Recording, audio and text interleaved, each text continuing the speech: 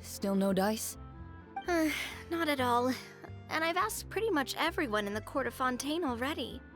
Lynette's ears drooped as soon as she heard that we'd have to be out and about for days on end. And Fremine, he hid himself under his helmet as soon as he realized there'd be people around that he didn't know. What about Chiori and Charlotte? I feel like both of them would be more than up to it. I've asked them already, but they're both pretty busy right now. I just gave the members of the Spina a few days off, too, so I don't want to bother them either. This is getting pretty difficult. Navia, Clorinde, what's up? Oh my. Well, if it isn't my dear partners. How are you all doing? Huh. Navia? Huh? Oh, you mean... Yep, this is our chance. Do you need our help with something? Oh, precisely. My dear partners, we've got a huge problem right now that only you can solve. Whoa, for real? Absolutely. We've already exhausted all our other options. Traveler, Paimon, would you join us and play Marechaussee Hunter Judgment Day? Marechaussee what now? It's a new game script by the Tabletop Troupe, a local roleplay adventure club. Ever heard of the Tabletop Troupe? They put out games that allow you to participate in a story and roleplay characters with your friends. Oh, I've loved their stuff ever since I was a kid. That sounds super interesting. Clorinde and I are both veteran members of the club. Recently, someone came up with a new script and was looking for people to help playtest it for them. And when they asked, of course I couldn't refuse. I mean, come on, a brand new script? Nobody has ever played it before. Generally speaking, scripts at that level of development have a lot of issues, but I think this one is pretty solid. The author obviously put a lot of work into the story, and the world building is also quite credible. Whoa. I know I was the one that handed you the script, but some of us haven't read it yet. No spoilers, please. Anyway, the script calls for a team of 4. Ah, yes. We're missing one final player right now. So, you're saying you'll help us out? I knew I could count on you, partner. Paimon and the Traveler are kind of a package deal. Is that okay? That's not a problem. I'll adjust the pace based on the actual number of players, and ensure that everyone has a good time. Well, Traveler, what do you think? Wanna play? Paimon will follow your lead. Well, that solves our problem. You have our thanks. Woohoo! I'll go grab the script manager from the club right away. The script manager? Didn't you just say that you gave Clorinde the script? The club introduced a completely new kind of gameplay for the script. In this iteration, the Game Master's version of the script is incomplete. The script manager provides the next part of the script only after players have completed the current list of objectives. On top of that, in order to increase player immersion, the club has created some of the story's sets and scenes in real life. We'll only know where we should go once the script manager reveals the starting location. Wow, you're right. Whoever wrote this script really did put in a lot of work. And it's got a real healthy amount of suspense, right? I mean, even the GM doesn't know how the story will end. I look forward to experiencing it with you all. Why don't you go meet up with the others first? They should all be waiting at Chioria Boutique. I'll come over with the script manager as soon as I find them. Sounds good. Remember to always watch where you're going, and don't rush. You say that like I'm 6 years old or something. Let me think. What kind of character should I play this time? I just hope you'll pick up some useful skills this time. Oh, and stop trying to persuade every animal you come across.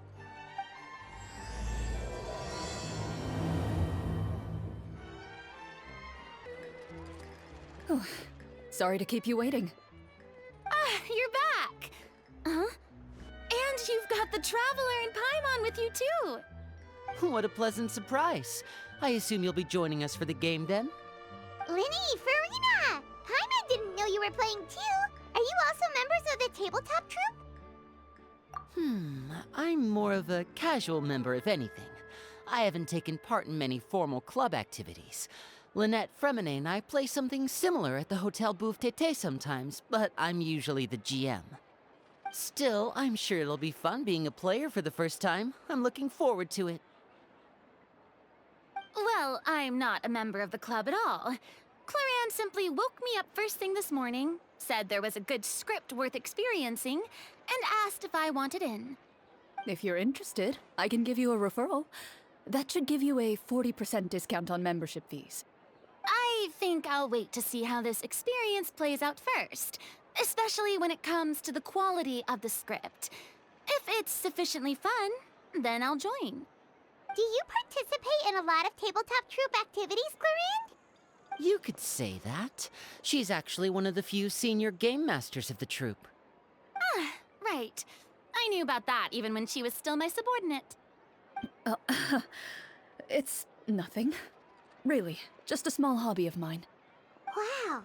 Paimon's so used to seeing you be all upstanding and intimidating as the champion duelist. It's kind of hard to imagine you role-playing with a bunch of friends. Surely you jest.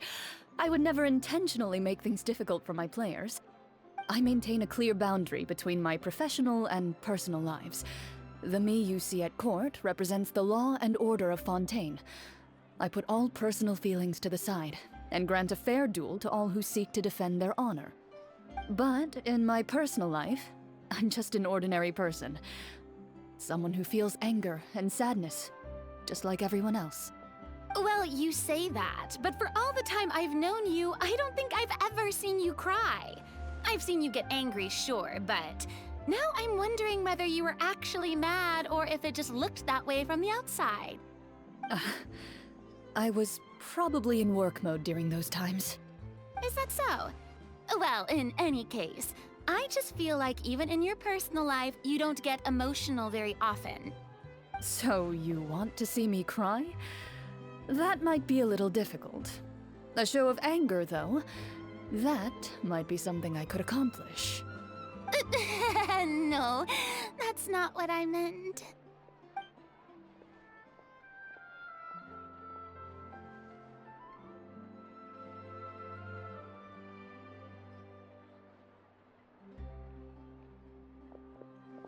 I'm back!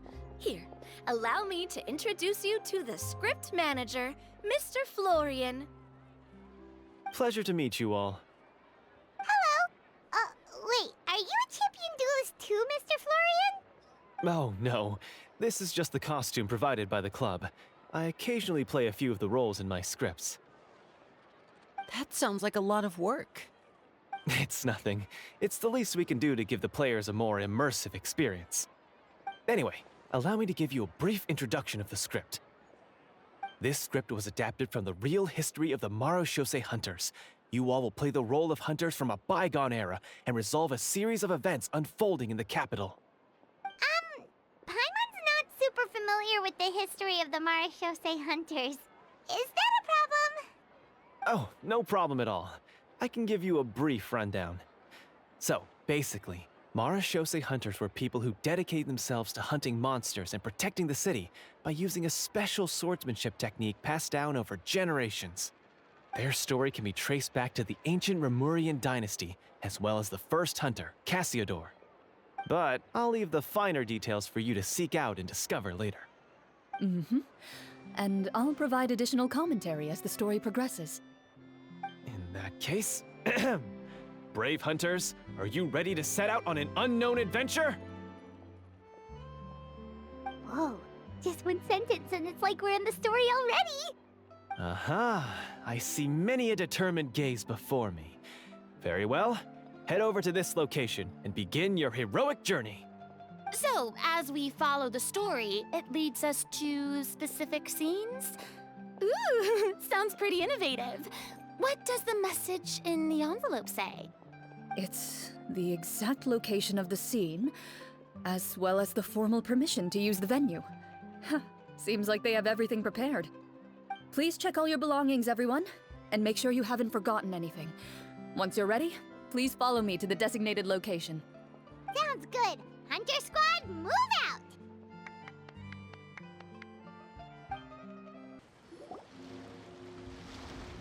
Whoa, they really have thought of everything. Even the Phaetometer is here and ready to go for us. The Phaetometer? What's that? It's a card that's used to determine action success or failure. We'll need to use it when we try to use certain skills. And what about all the dessert and tea? Is that for us as well? That's what the message said. Oh, really? That's so nice. It feels just like a tea party with friends. Those snacks have Paimon's name written all over them! I think you might be more of a snack hunter than a Marashose hunter, Paimon. Snack Hunter Paimon reported for duty! If there are delicious snacks to be found, Paimon will track down every last one! The desserts are great, but I'm still looking forward to the story more than anything. Very fair. Then, let us begin. First, please pick up the blank character cards in front of you and write down your name and profession. You can find an abbreviated version of the rules printed on the back of your character card. If you have any questions, feel free to ask me. In this story, everyone is a Marashose hunter. To reflect this, the club has prepared a small badge for everyone. Ooh, nice! As hunters, you have proficiency in swordsmanship and fighting by default, so there's no need to allocate any additional skill points to those areas. Swordsmanship? So there's a fighting part to all of this? Paimon's not sure she can do all that on her own. Maybe Paimon can just stick with you? Why don't you share a character card then? The Traveler will be the Marashose hunter, and you can be her little floating assistant. Kinda like in real life. So, for the name, do I fill it out with the name of my character? Yep, it can be any name you like. You can use your real name too if you want. I do that whenever I get too lazy to think of a new name. Oh, so it would be like experiencing a different life, but still as yourself. That's not a bad idea. In that case, I think I'll continue to use the name Linny then. Next up is the skill sheet. You have a limited amount of skill points that you can use to learn a number of skills. The more points you invest in a particular skill, the easier it will be to pass associated checks. I'll take persuasion and investigation. Those are must-haves when it comes to missions like these. Oh, those skills sound like they'd be useful for gathering intelligence! Good idea, Navia! Just as expected of a veteran player. So should we also take those skills then? Not necessarily. Since we're working together as a team, we could leave the negotiations to Navia and use our skill points to pick up other useful skills. For example, I think I'll take stealth and sleight of hand. That will give us more options if we run into any situations we can't negotiate our way out of. Oh, interesting. I wasn't thinking about it like that. I suppose it's not so different from an acting troupe. Everyone has their own role to play. Let me see. I'll take arts and performance. I'm not quite sure what use they'll be, but I'm not as knowledgeable about the other skills, and I am not too confident I'd be able to roleplay them well. Well, that leaves us. What do you want to learn, Traveler? Oh, something that'll help you get a read on other people's thoughts. Sounds useful. Ooh, so you want to help people when they're injured. That's nice of you. So what do you think? Are you sure you want to learn these two skills? Let's see. Oh, looks like you each have enough points to choose one final skill. You've all picked such classic skills. It's fine to go a little bit out of the box, you know. Why do I get the feeling she's getting ready to cause trouble? For example, this one here. Summon. Doesn't it sound super mysterious and cool? Oh, I saw that one just now as well. The description says, this skill can be used under certain circumstances to summon characters or creatures that fit the script's world-building rules. The script's world-building rules, huh? But how are we supposed to know what a Marashose hunter can summon? Oh, that's not for us to worry about, my friend. Just learn the skills that interest you, and the GM will take care of the rest. Alright, you've convinced Paimon. Let's learn summon then. Paimon can't wait to see what kind of thing shows up. Well, now that everyone's more or less finished creating their characters, we can begin. Since 2 of our players are doing this for the first time, though, let me ask. Would you like to play on easy mode or authentic mode? What's the difference between the two? Well, in role-playing games, the story sometimes changes based on the decisions of the players and the results of the Fatometer. For example, if you fail a check, that means you cannot use the target skill in that scenario. A critical failure may even result in further negative consequences. If you choose to play in authentic mode, every time you elect to use a skill, you'll need to use the Fatometer to see whether you succeed or fail, and face any consequences that may follow. If you choose easy mode instead, every check will be successful by default, and you won't have to worry about luck playing a factor.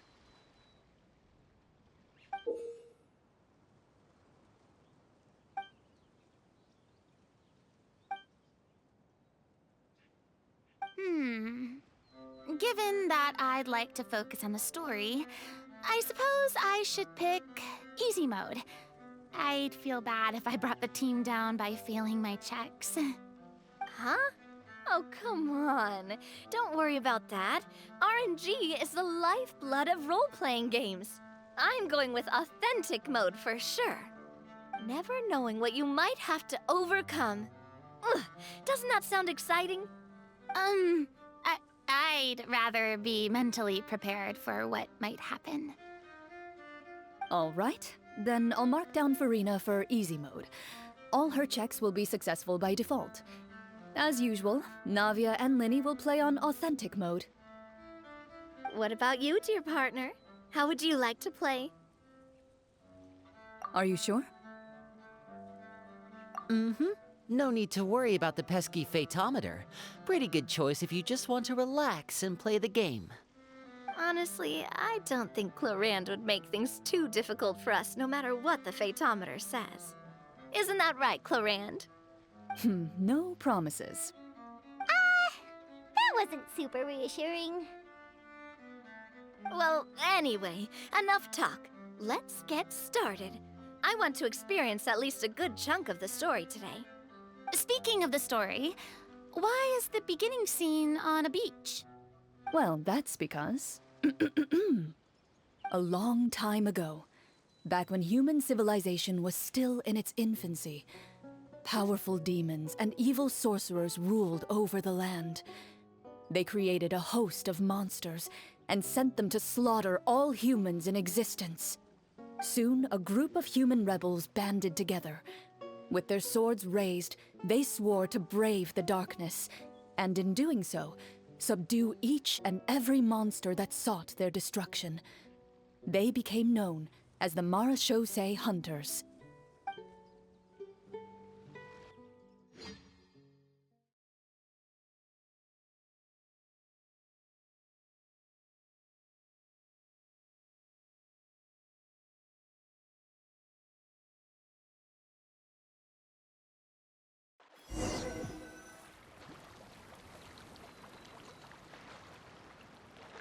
Sometime later, as a member of the Marashose Hunters, you receive a commission.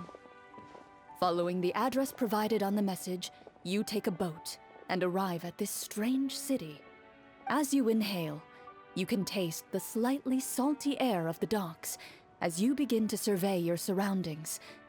There aren't many people in the vicinity, but you do take note of a few others who, like you, seem to be sizing up this place. Your eyes meet, and you realize these people are fellow Marashose hunters, likely led to this location after receiving the same commission as you. You're all Marachose hunters too, right? Allow me to introduce myself. The name's Navia, monster hunter by trade and helpful neighborhood businesswoman on the side. What say you to traveling together? We can help each other out on the road. Okay, count me in. My name is Linny. I've been wandering since I was little and picked up a few less than legal tricks along the way. I was adopted by a Marachose hunter and later chose to follow in his footsteps.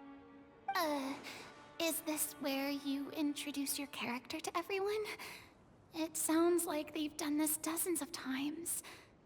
My name is Farina, and, I grew up in a noble family. I always had a strong interest in performance and the arts.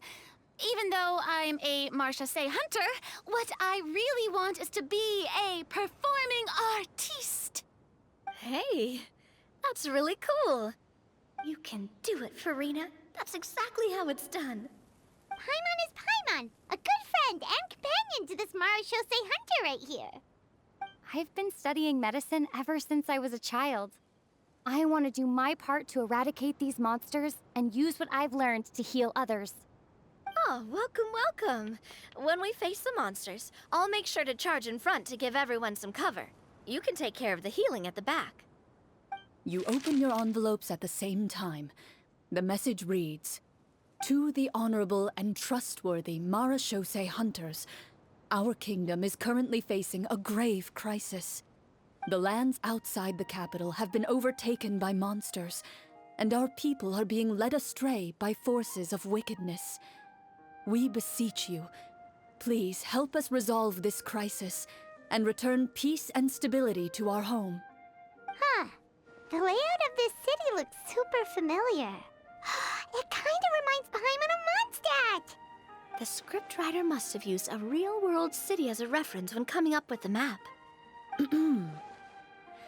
As experienced hunters, the layout of the city reminds you of places once traveled.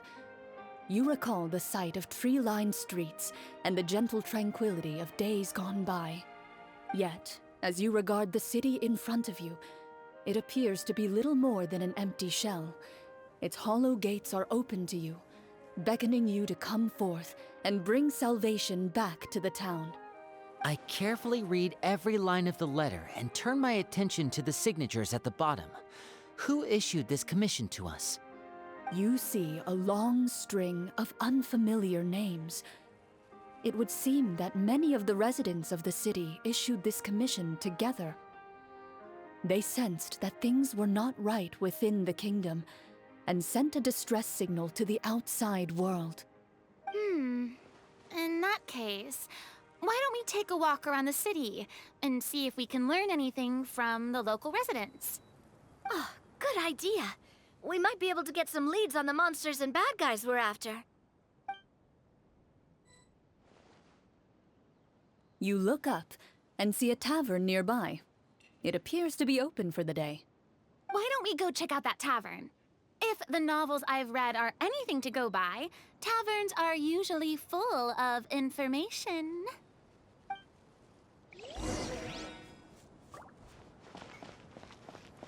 As you approach the tavern, you find a plainly dressed woman standing nearby. She appears to be rather troubled about something.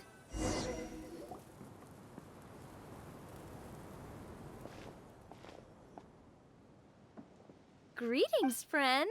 Lovely weather we're having today, don't you think? Oh, hello. I suppose you're right. The weather today is quite lovely.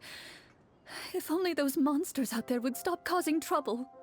It seems like every character included in the script has a certain amount of useful information to offer. If we keep asking questions, we might be able to get some good leads. Oh, come now, don't be sad. Life is all about optimism. Oh, that reminds me. What did you have for breakfast this morning? Huh? I don't think that's the kind of question we're supposed to ask. Nothing turns a frown upside down like good food. How about some macarons? I could make you some. You didn't even take cooking as one of your skill proficiencies. That's not necessary, miss. Excuse me for saying this, but you don't really look like a chef. Besides, I'm not really a fan of sweets. So you're someone who barely smiles and doesn't like sweets. You're really starting to remind me of this one friend of mine. Hey! Did she just... me? Clorinde must have broke character for a second. This isn't getting us anywhere. Traveler, maybe you can think of something.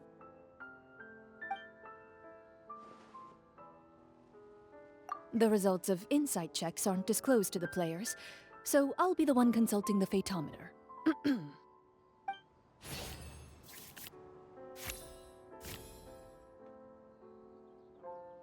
You recall all the lessons you've learned in your time and begin to carefully observe the woman's mannerisms. You notice that when she's quiet, she has an empty look in her eyes, as if her thoughts have drifted to a place far, far away. And when she speaks, she often subconsciously reaches out to touch the ring on her left hand. So you noticed. That's a little embarrassing. A horde of monsters suddenly appeared near the capital recently, so all the guards were dispatched to fight them.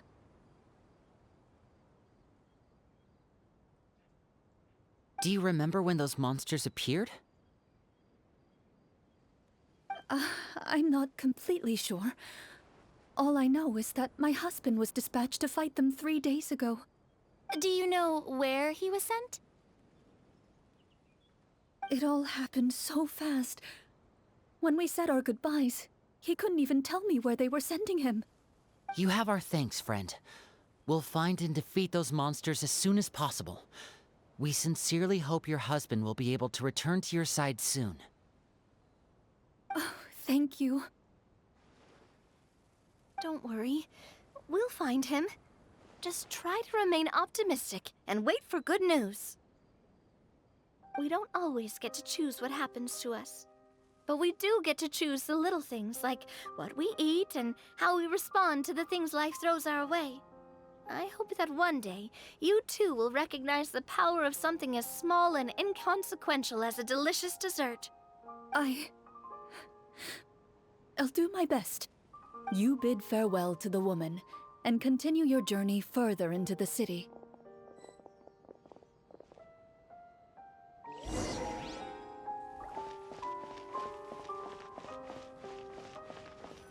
As you venture further into the city, the streets appear largely empty. An elderly woman walks past. You see her shake her head as she puts away her wrinkled wallet. A nearby merchant folds his arms and gives you a disdainful look. You get the impression that he's someone who has long gotten used to the sight before him.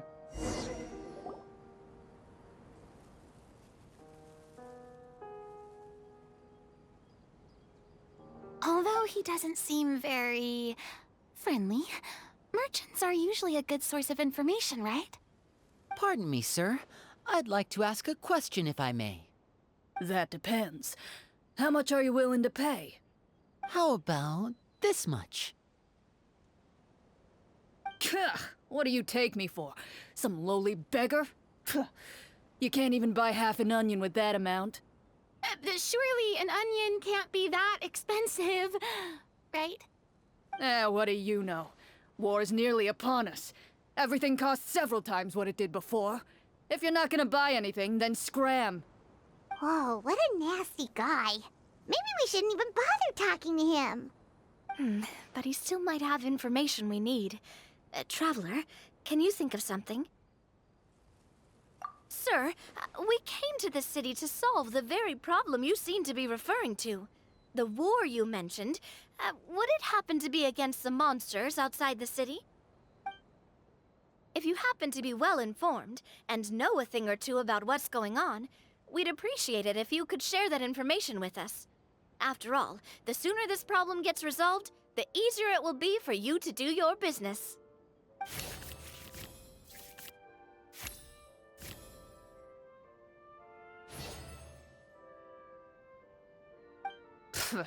Well, things are basically as you said, young lady. Those monsters are camped outside the city, and they've been destroying all our trade routes. We have limited reserves within the city, so if this continues, we're all gonna be in big trouble. Wait, you're saying no one has put a plan in place to distribute supplies or maintain order? We could all starve, and those nobles in the palace wouldn't even break a sweat. Who knows? Maybe they've been in cahoots with the monsters all along. That is concerning. All right. That's all the information you need, right? Off with you now. I've still got business to do. You know, if you smiled a little more, you'd definitely get more business. And I bet that would make your life just a little bit sweeter. I'm not saying it's guaranteed to work. It's just a tip.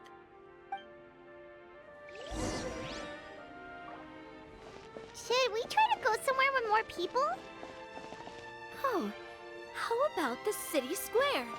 Follow me.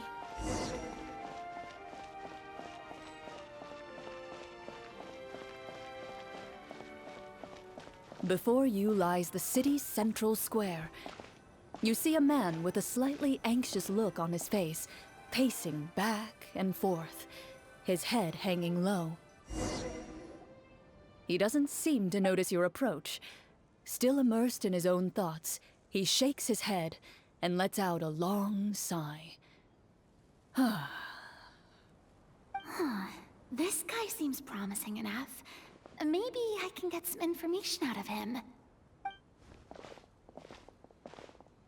Hello, sir. Is there anything I can do to help you? Wait, you're... I'm... Oh, dear goodness! You're a Marashose hunter! You recognize us? Ah, are you one of the people who wrote the commission letter? Yes! Oh, I didn't expect you to actually come. Oh, what great news! The city is saved! What happened here? Alas, we once lived comfortable, carefree lives. This city used to be free of monsters. The first Marashose hunter, Casiodor, the Golden Hunter, he was the one who drove them back. However, monsters have once again surrounded the city. Perhaps the seal that kept them at bay has lost its power. Or perhaps an evil sorcerer has been meddling in our affairs. All I know for sure is that their return has stripped the city of any chance at peace. Are there not enough soldiers to drive them out? It's not a question of numbers. The guards simply have no idea how to deal with them. Most people my age have never even seen one of the monsters, much less been trained to fight against them. What's worse, many of us don't even know the history of the Marashose hunters anymore. When I was a child, though, my grandfather would tell me stories about how the Marashose hunters drove back the monsters. So, on the off chance that something might come of it, I decided to reach out to you. To be perfectly honest, I was starting to think all those stories were just tall tales. But now that I've seen you in person, I finally know that it was true! Well, you can rest easy, friend. The righteous and formidable Marashose hunters are on the case. The man is touched by your determination and resolve. His eyes begin to well with tears of relief. Still, if we are going to hunt the monsters, we need to know where to find them. Can you give us any leads? All I know is that the area outside the city is dangerous.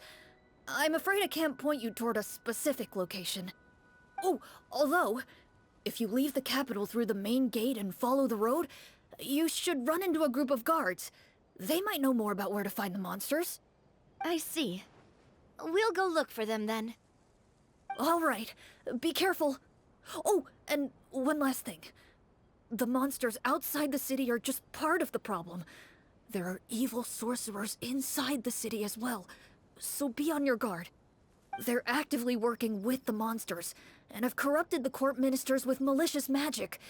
They're the reason why, even inside the city, everything has been a giant mess.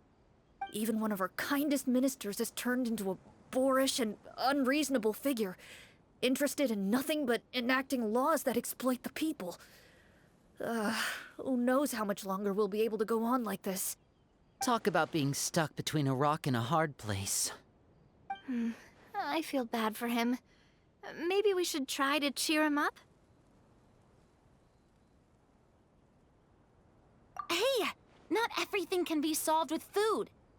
I appreciate your kindness, but for now, it's more important to focus on the crisis at hand. Brave hunters, I leave the future of this kingdom to you.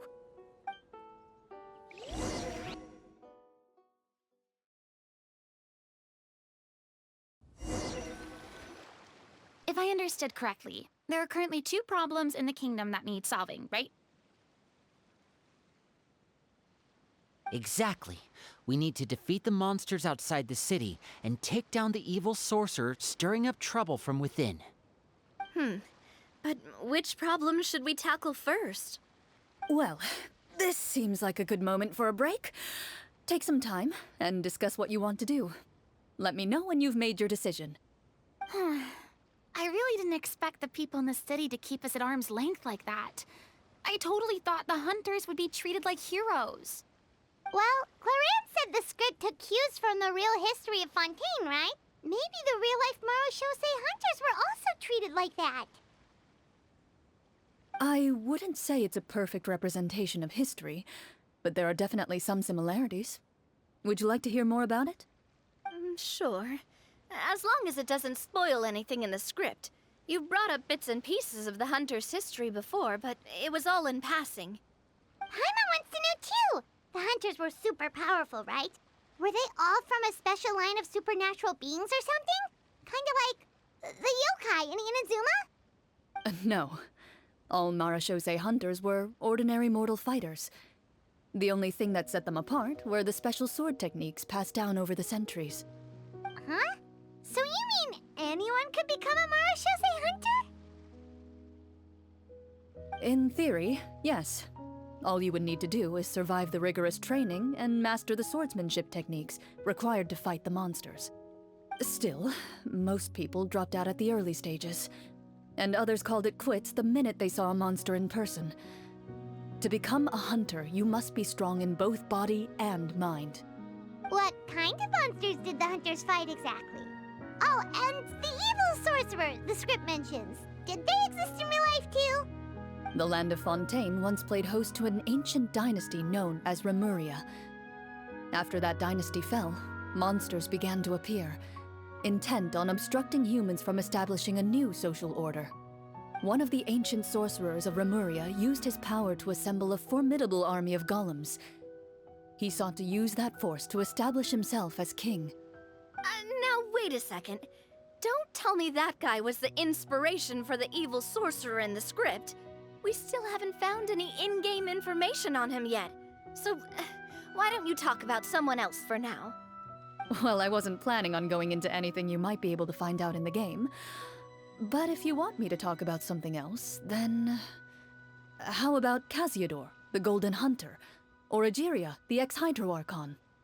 Wait, but those people are all from a super long time ago. Where did you learn all this, Clorinde? From my master. Huh. By master, you mean Miss Petronia? Is someone you know? Absolutely. Miss Petronia and my father were good friends. Back in the day, she would often bring Clorinde over to play, but then... Let's not get off topic. Anyway, back to what I was saying. Responding to Egeria's call, a number of warriors followed Casiodor into battle against the monsters. This group of warriors, under Casiodor's leadership, became known as the Marachose Hunters. Yet, as Fontaine entered an era of peace, their work gradually became obsolete. The Marachose Phantom, originally an association made up of hunters, eventually came to be predominantly comprised of Melusines. Ah, I see. That explains why most of the people in the script have forgotten the hunters or think of them as nothing more than a legend. Is that really a bad thing, though? It can get tough always being the one shouldering everyone's expectations. Depends on who you ask, I suppose. If the name of the organization no longer commands respect, investigative work is bound to suffer. Speaking of investigations, which problem should we tackle first? Monsters or evil sorcerer? I vote monsters. That's the main duty of the hunters, right? We can come back to the sorcerer later. Well said, Miss Farina. Plus, if the sorcerers really are the masterminds behind this whole thing, defeating the monsters could give us some clues on their intentions as well. What about you, partner? What do you think? I mean, you're not wrong. But those characters are usually the ones pulling the strings behind the scenes. More often than not, they're very formidable opponents. Going after them now might be jumping the gun a little bit. We don't want a total party kill on the first day, right? With Clorinde as the GM, I wouldn't rule out the possibility. Then it's settled. Let's go hunt some monsters. All right.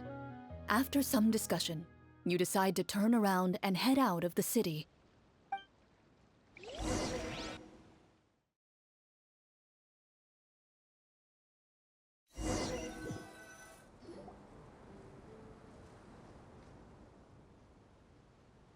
Let's take a look around, like that guy said.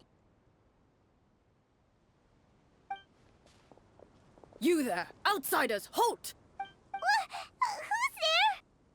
An armored man approaches you. He has a tall, muscular build and a determined expression in his eyes. Just one look, and you can tell he's fought in his fair share of battles. Although he's trying his best to conceal his current state, his uneven gait and the sweat dripping down his forehead make it obvious that he's been wounded and is in serious pain. I'm the captain of the guard. I saw you sneaking around the city earlier, so I'll only ask this once. State your purpose, or it's off to the dungeons for the lot of you. Wow, it's been a while since someone's been this suspicious of us. I said talk, not whisper between yourselves. Have you ever heard of the Marchese Hunters? Marachose hunters? Ha! That fairy tale, you mean? What, you expect me to believe you're one of them?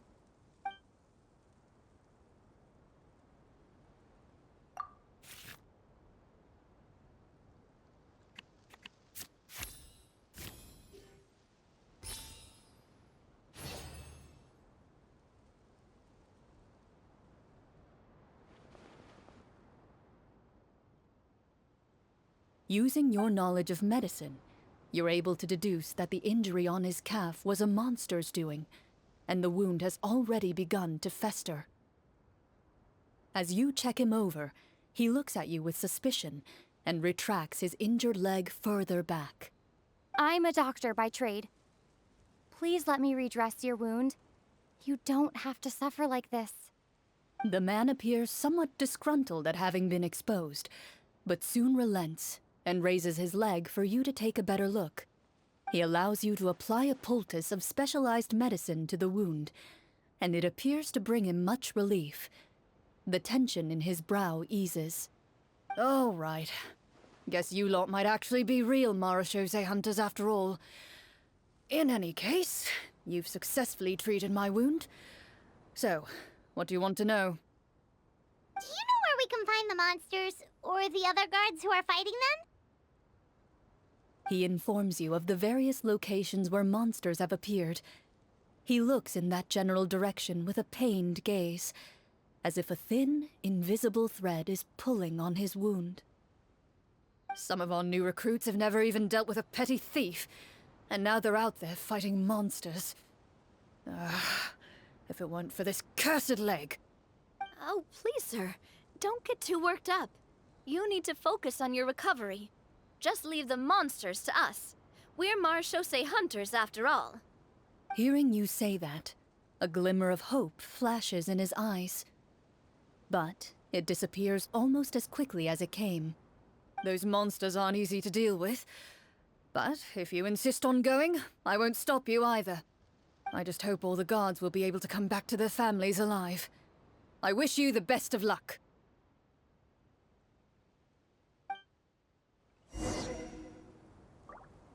Based on what the captain said, the monster should be right up ahead. Let's go. Hopefully we're not too late. As you approach the battlefield, you see numerous people lying by the side of the road. They appear to be dressed like guards. Their faces are filled with desperation and terror. Some are screaming and cursing in vain, as if still trying to banish the monstrosities they saw from their minds.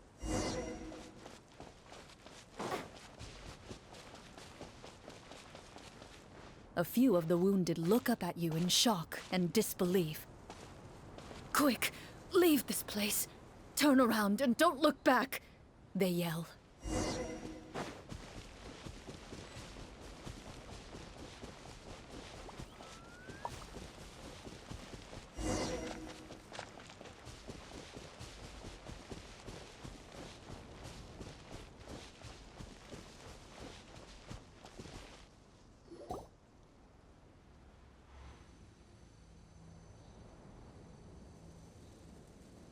This is the place he mentioned, right? You see broken iron swords scattered all around you, and downed trees riddled with terrifying claw marks. All the signs point to one thing. A truly devastating battle just took place here. Be on your guard, everyone. The monsters might still be around. Before you can finish your sentence, you hear rustling sounds from the surrounding bushes. The monsters have emerged. They close in on you without fear. You get the impression that, in their bloodthirsty eyes, you're just another meal for them to devour. A little help here! This thing wants to eat Paimon! Your battle round begins now.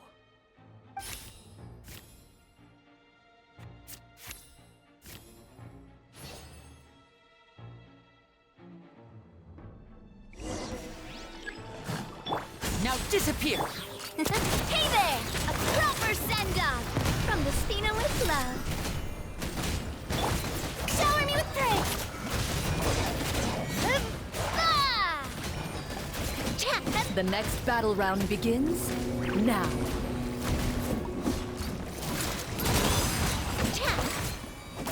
This one's got your name on it!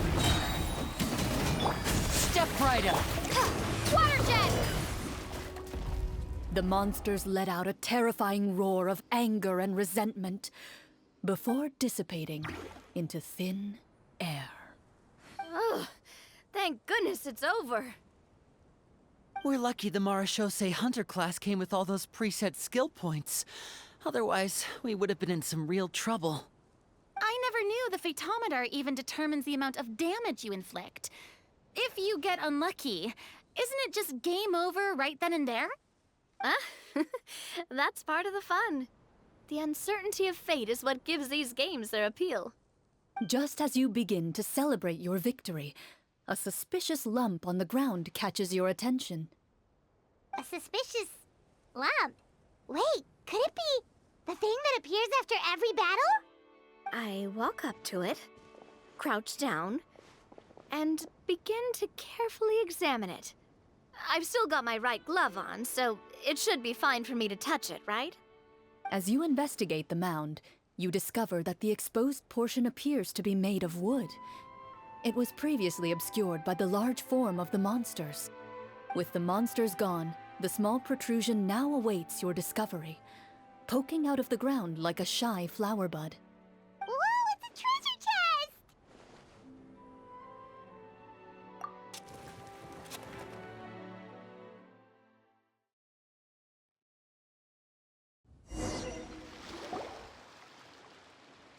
With everyone's help, you successfully excavate the wooden chest from the ground. Even without opening it, you can tell from the mora and jewels scattered around the chest that it must contain quite the fortune. Makes sense! Yes, we worked hard for this. Let's open it and we can share what's inside. I can understand your excitement, Paimon, but think about it. Doesn't it seem like there are people out there who need this treasure more than us? Yeah. Think about all the people suffering in the capital.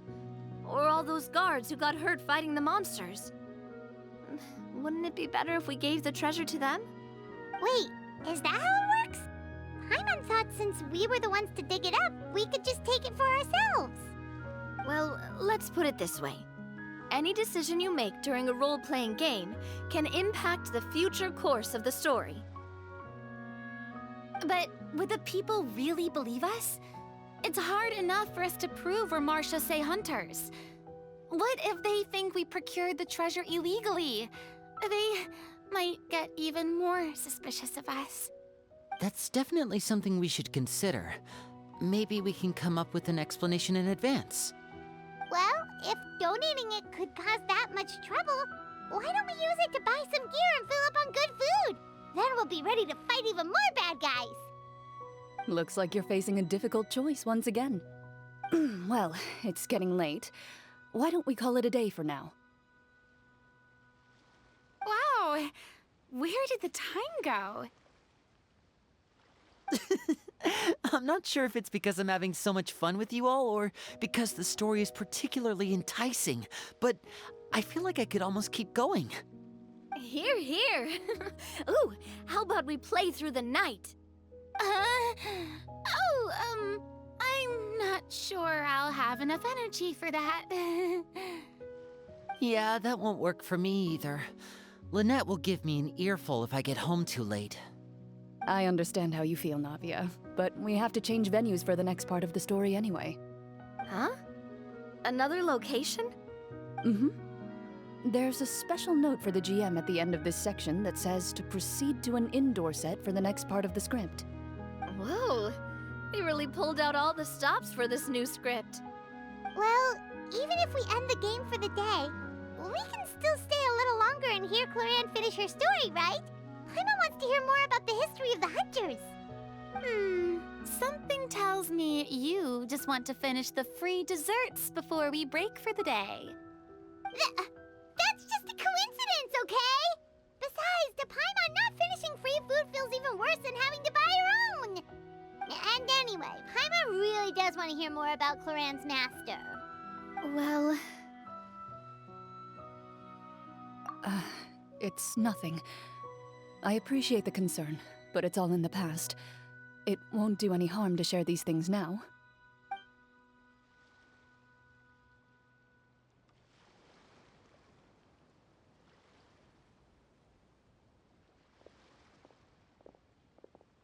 My earliest memories are of living with Master.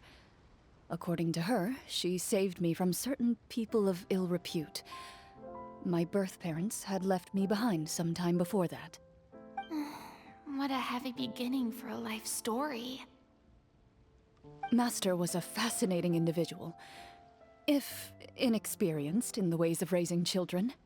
My first ever toy was a short sword. Although I suppose it wasn't so much a toy as something Master removed from her waist and handed to a noisy child in need of distraction. Oh, wait, so she handed an actual sword to a child?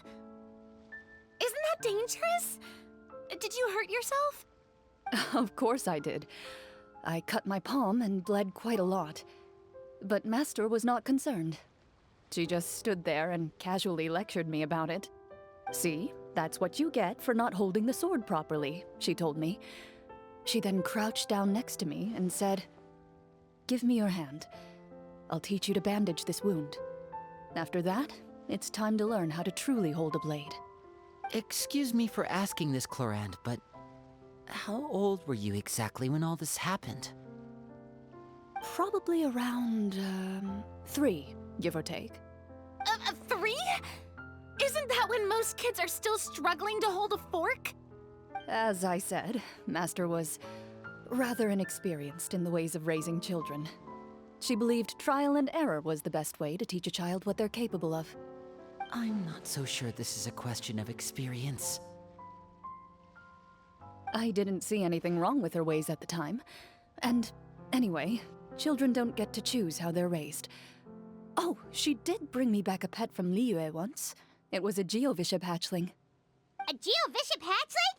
For a pet? That seems even more dangerous.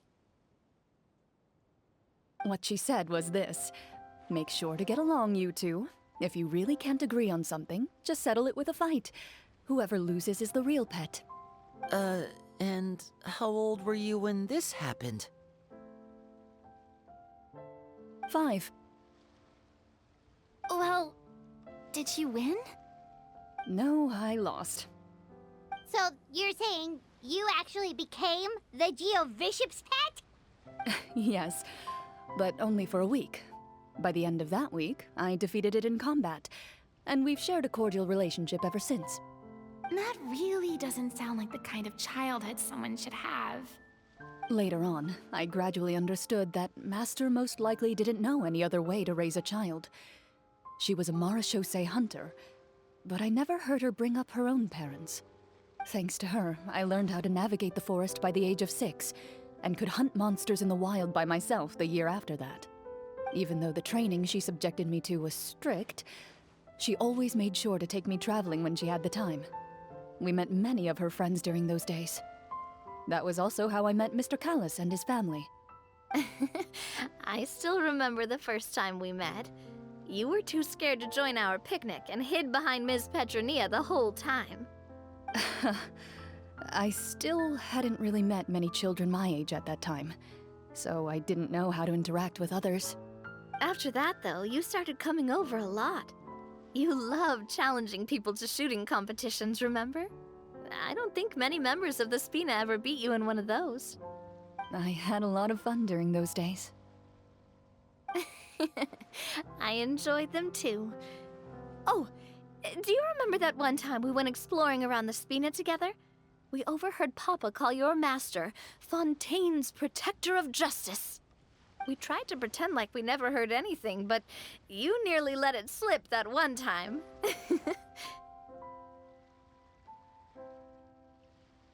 Protector of Justice. Oh, wait, you mean that vigilante hero from 20 years ago? The one who is always active at night? Yep, that would be her. She often would put on a black cloak and go out at night. I never knew where she went or what she was doing. Until, like Navia said, we overheard the truth from Mr. Callis that night. 20 years ago, huh? I still remember the guards leaving all kinds of witness reports about her on Nervalette's desk. My apologies. Oh, there's no need to apologize. You had nothing to do with it. And anyway, everything she did was for a good cause. Although, calling herself the Protector of Order was a bit much. Especially when she deliberately operated outside the law. Huh? When did the Protector of Justice become the Protector of Order? Oh, she had a bunch of code names. I heard she would just come up with a name on the spot whenever she was asked. Later on, she probably got sick of answering those questions and decided to stick to just 2.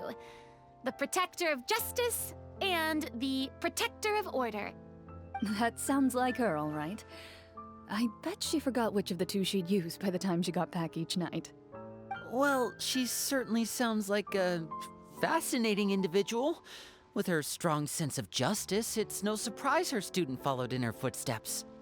It's true. I always wanted to become like her. Someone powerful, independent, and with a strong sense of conviction. But...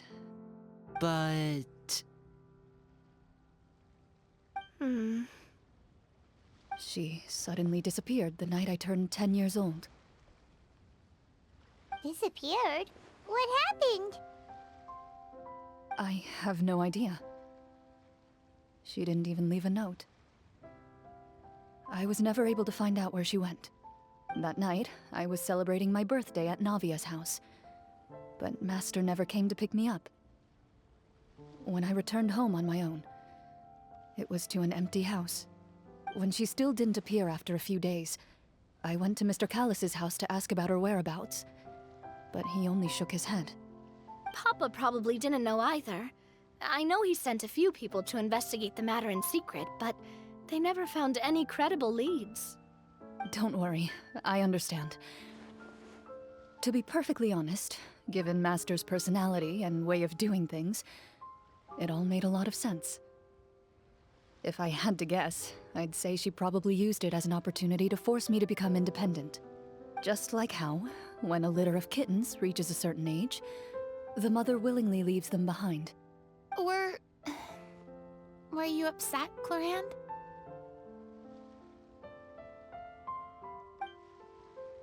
I was at first, but not anymore. I don't believe Master would suddenly disappear for no reason. There must have been something she just had to do. Well, despite everything, you still managed to follow in her footsteps and become the greatest champion duelist in all of Fontaine. You're practically a living symbol of law and justice. I suspect my position would be far too by the books for her. Master always did whatever she pleased. But you're right. I suppose I do take after her in some ways. Who knew Clorinde had such an interesting past? I never had the chance to ask her about it before. And I wonder... if Clorinde's master were the champion duelist back then, would that duel against Mr. Callus have gone differently? Oh no. Judging by the atmosphere, Clorinde and Navia are probably thinking something similar. The mood just got super awkward all of a sudden. Well, anyway... would you look at the time? It's getting dark, so we should probably call it a day for real this time. If we keep talking like this, we really will be here all night. I had a great time today, Miss Clorinde. Thank you for being our GM. Anytime.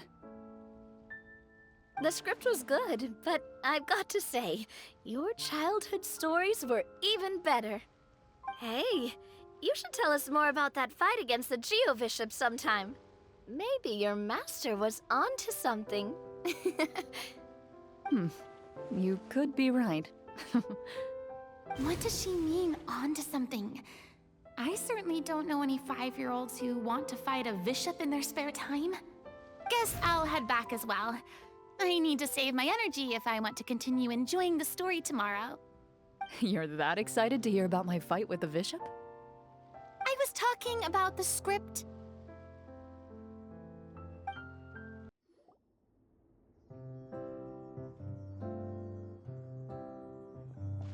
Looks like everyone's here. Now, before we begin, why don't we finish where we left off yesterday? There was an important decision to be made, yes? I'll pour everyone a cup of tea. Is that really the most important part, though, Clorinde?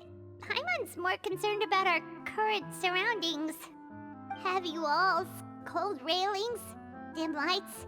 This is obviously supposed to be a prison. I admire the work put into the set. Still, it's obvious the scriptwriter has never paid a visit to the fortress of Meripede. So the set is going to be a part of the script? Unfortunately, that is something I can neither confirm nor deny. Anyone think Clorinde's smile is starting to look kinda scary? Well, whatever happens, we'll just have to push on. But first, we should really figure out what to do with this treasure. If we're worried about arousing suspicion because of our identity, why don't we give ourselves a different name, just like Clorinde's master did? Yeah, it might be better to keep a low profile. As long as we're helping people, it doesn't matter who we are or what we're called. Staring at me won't get you anywhere. Or did you want some more tea? Oh, Paimon's good. Thanks. Why aren't you saying anything, Navia? Wait, what's that next to you? Oh, this is the short sword Clorinde mentioned last night. I found it. Huh. I'm surprised you managed to track it down after all this time. Well, I made sure to take good care of it, considering the circumstances in which you gave it to me. Of course I had to keep it safe. Anyway, where were we? Oh, right. I was just thinking about all the potential ways for us to break out of prison. We could dig a tunnel, or try to bribe the guards. Wait, we haven't been thrown into prison yet, have we? Well, it's only a matter of time. It pays to be prepared. Just like how you should always have an umbrella on hand, even when it's sunny. All right, Paimon's made up her mind. Let's just give the treasure away. Paimon may have wanted to keep it, but if it's going to land us in prison somehow, Paimon will be too upset to enjoy her snacks. So, you've reached an agreement? All right then, we can continue with the story. Oh, and we'll collect all the scattered pieces of treasure on the ground as well. All right. You collect the treasure and make your way back to the capital with your bag of loot in hand.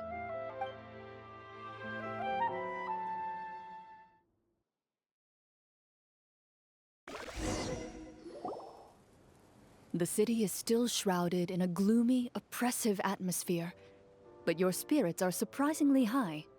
In places where sunlight struggles to reach, you generously share your wealth with the children, the elderly, and the poor in urgent need of help. Thank you, kind soul. The elderly woman's look of gratitude follows you as you walk away, her eyes never leaving your back until you move entirely out of sight. However, there's still quite a bit of Mora remaining. It appears you haven't made much progress. She's probably trying to tell us to speed this up. We need to hurry up so we can address the sorcerer problem. Should we go find that man again at the square? He seemed like a pretty responsible guy. I'm sure he knows the people here far better than us. Oh, good idea! Just as you start to make way to the square, intent on finding the man again, there's a voice.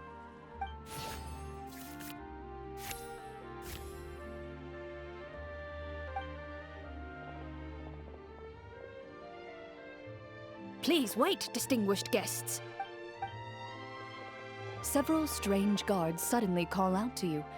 They run forward to meet you and proceed to politely pay their respects. Greetings, gentlemen. Are we being invited for afternoon tea? Surely you jest, my lady. That would not be our place. It is His Excellency the King who requests to meet with you. Please come with us.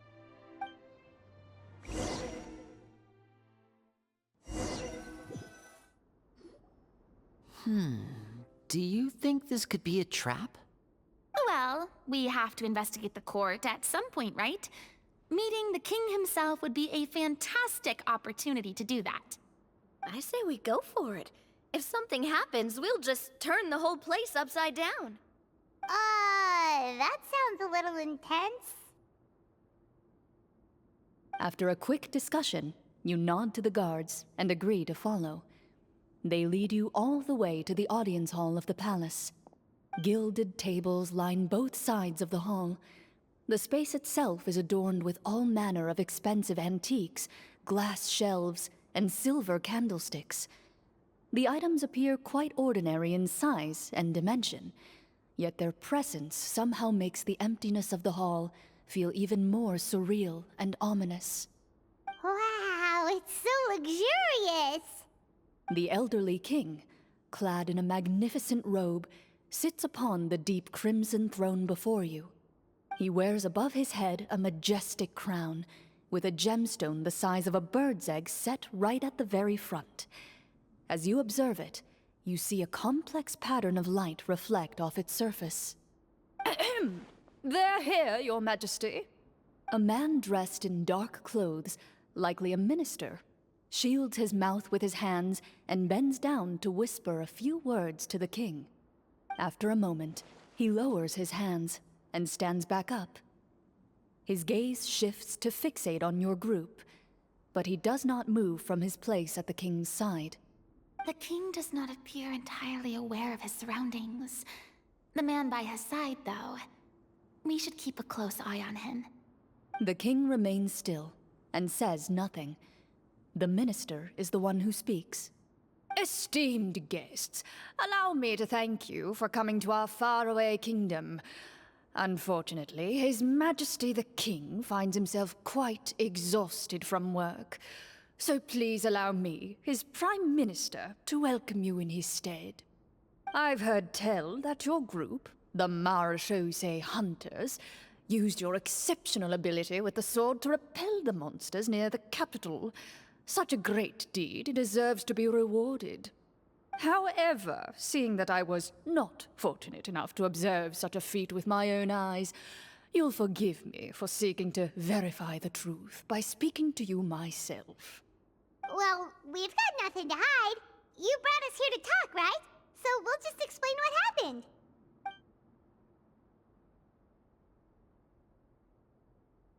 The golem's blades were so powerful, they could cut down trees in a single swipe. It took a lot of effort to defeat them, even for trained swordsmen like us. Well, that was enough details, right? Believe us now? Your account does indeed match those of the survivors. Since you were the ones who defeated the monsters, that must mean you are also in possession of the treasure they stole?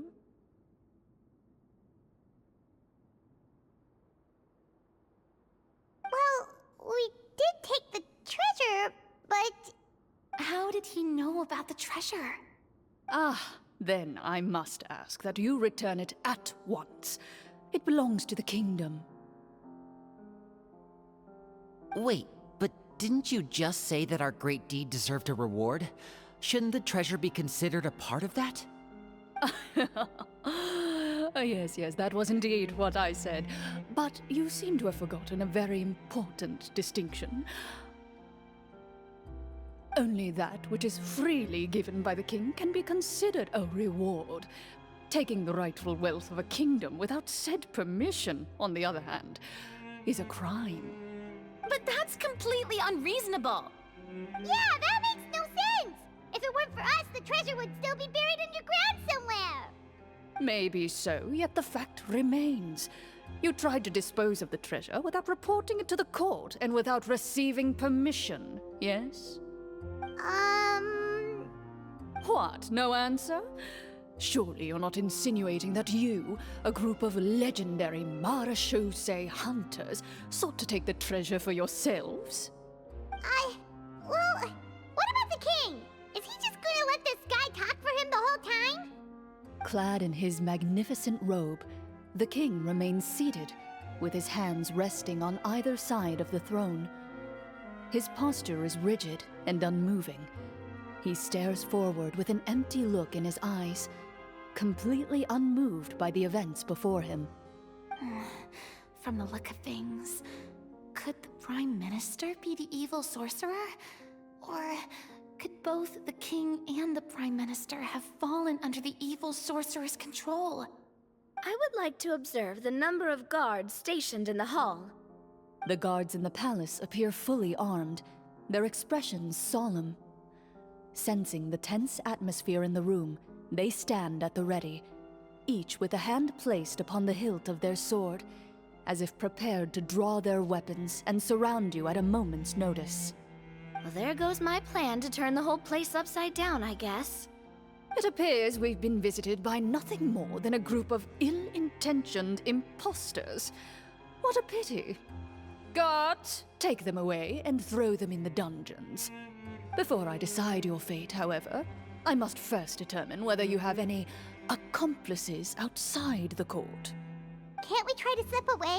Or maybe start some kind of riot? But if we try to fight the guards right now... Don't worry. At least we figured out who's behind all this. Let's just play it by ear. If you're scared, Paimon, just hold my hand. Aw, thanks, you guys. You allow yourself to be led away by guards surrounding you on both sides. It's only when you begin to feel drops of water falling from the dungeon ceiling and smell the stench of death and decay all around you that you finally realize you've stepped into a completely different world. Stay here, and don't try anything funny. The guards lock the cell door and leave without looking back. Wait, sir! Your voice echoes through the dark hall, but the only response you receive is the sound of water dripping from the ceiling. What should we do now? Carve out a new path of fate with our own two hands, of course. I draw my weapon. You reach toward your waist, but find nothing there. You now recall that your weapons were confiscated before the guards locked you in the cell. The bag of treasure along with them. What about that knife I hid in my boot? When did you hide it in there? When I was thinking about digging a tunnel. Rejected. You failed to inform the GM of this course of action. Moreover, the guards would have conducted a thorough search before throwing you in prison. And the keys to the cell aren't anywhere to be seen? Correct. You don't even feel a lock hole on the cell door. Oh, well, there goes all our plans. Indeed. Huh? Why are you the one saying indeed? Because that statement holds true for me as well. This is where the script ends. What? But that's a terrible ending!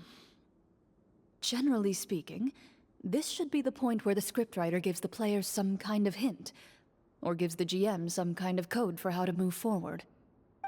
I mean, maybe they just really wanted us to be immersed in the feeling of being in prison?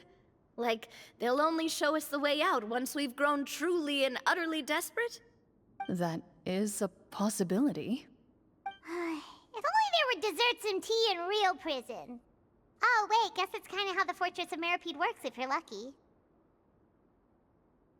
Oh, before I forget, Navia, the short sword you had with you earlier. I took a closer look, and the craftsmanship doesn't appear to resemble anything from this era. If I remember correctly, that style was last in vogue several hundred years ago. Wait, Clorinde said that sword used to belong to her master, right?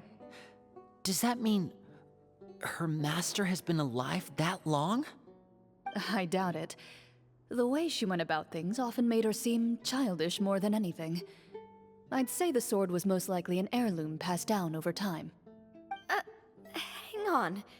A precious heirloom passed down to you by your master. And you gave it to me just like that? You weren't worried I might lose it? Master left many things to me when she disappeared. There was the sword, an old key, and a good amount of junk she probably just didn't want to take with her. I gave you the sword back then, because I didn't want our friendship to end. Wait, when did this happen exactly? After the duel. Between Mr. Callis and myself. Before that, Clorinde would have meals with us and even stay over at the Spina some days. She was on great terms with Papa as well. After the duel, though, there was a period of time where we simply didn't know how to face each other. She entrusted this sword to me, and never came back. We were both sad, and conflicted, and totally overthinking everything as a result. Whenever I looked at this sword, I couldn't help but wonder. If Miss Petronia had never introduced us to each other at that picnic, maybe part of the sadness I was feeling could have been avoided. Back then, it felt like I hadn't just lost a father, but a close friend as well. No one can change the past. The most important thing is that you two found your way back to each other and can enjoy things like this together. Yep, you're right. I'm sorry, you two. I didn't mean to bring up any sad memories. Think nothing of it. No one here is at fault.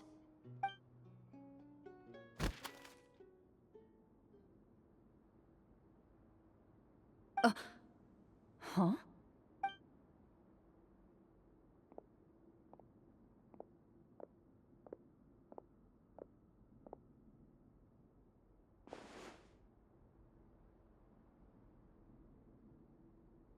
Oh, looks like the next part of our script is here. Perfect timing. The situation was really starting to get desperate. And not just because of the prison thing. From Clorinde's face, Paimon really can't tell if it's good news or bad news. Water continues to drip from the ceiling. In this lightless dungeon, you lack a reliable way to tell how much time has passed. Eventually, you get used to the unpleasant odor of straw, mold, and rust, and find yourselves alternating between fits of drowsiness and despair. Suddenly, you hear footsteps outside the door. Heads up, everyone. Someone's coming. Gather close, everyone, and keep your voice down.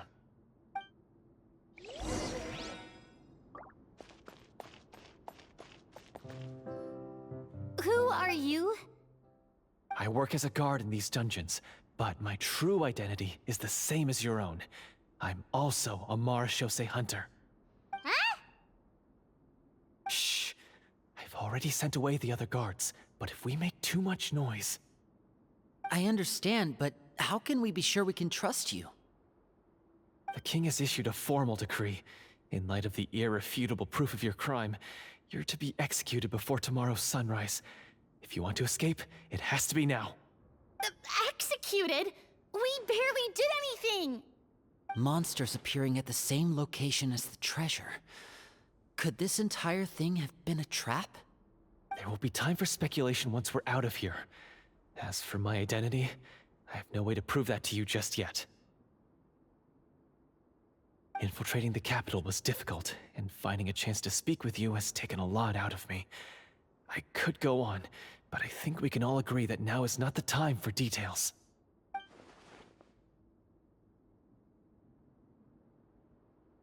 Have you seen our weapons anywhere, sir?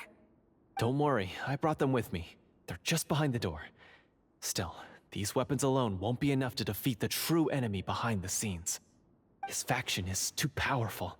The guards are all under his control, and he's even stationed a number of golems in various rooms throughout the palace. To defeat him, you must find a secret vault. It is said that within that vault, the Marashose hunters of the past left behind a treasure with the power to defeat the sorcerer. You're not coming with us? No, I'll remain in the dungeons to deal with the guards. I'll try my best to distract them so they don't go after you. As long as my identity is not revealed, I'll be able to aid you when the final battle comes. In that case, please stay safe. Thank you for your concern. I will do my utmost. As for the location of the vault, here, this map should lead you there.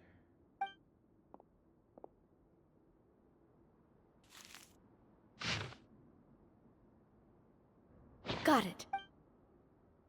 All right, once I open the door, remember to stick close and refrain from making any noise. I'll lead you out of here as quickly as possible. You now have the chance to restore the honor and legacy of the Marashose hunters. So please, get out there and reclaim what's ours. And be sure to exercise caution. With the help of the guard, you successfully escape the dungeons. Your sense of despair and anxiety both seem to fade as you continue your quest. This should be the place marked on the map. This bit of rock certainly looks suspicious. Well, I'd say an investigation's in order then. Plus, if all else fails, we can just blow it up. Wow, you really meant that! Before you lies a serene stretch of open water, its surface shimmering a brilliant shade of sapphire blue.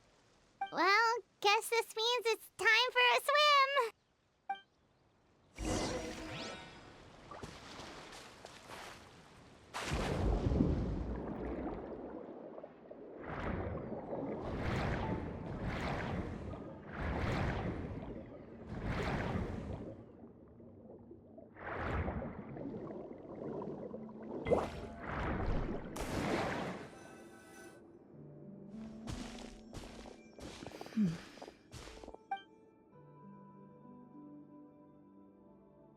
What's the matter?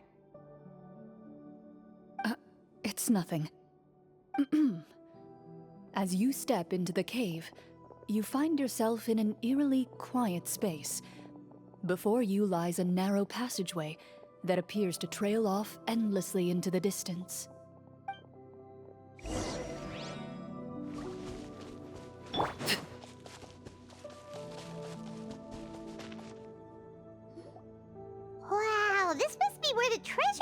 in. But this door is blocking our way in. It almost looks like it's been here for quite some time. I've got to hand it to the tabletop troupe. They really went all out with the props. Huh. What have we got down here? A kind of mechanism connected to the door?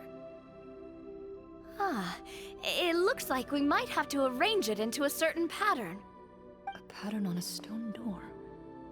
That's something Master mentioned before. Is something wrong, Clorinde? After a long, difficult journey, you finally arrive at the location indicated by your map. It appears to be an ancient site of some sort, where treasure likely awaits. Your surroundings are exceedingly quiet and serene, as if the secret that slumbers here has never once been disturbed. If you listen closely, you can almost convince yourself you can hear the sound of its calm, gentle breathing. That description makes Paimon feel kinda bad for disturbing this place. We're doing this for the sake of the people, to free them from the evil sorcerer. I say it's time for this treasure to once again see the light of day. Linny's right. We need to keep going. The future of the kingdom depends on it. The next part of the story requires us to solve the puzzle, right? Let's start exploring the area.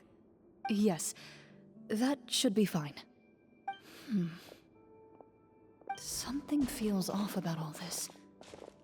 Guess I'll just have to improvise.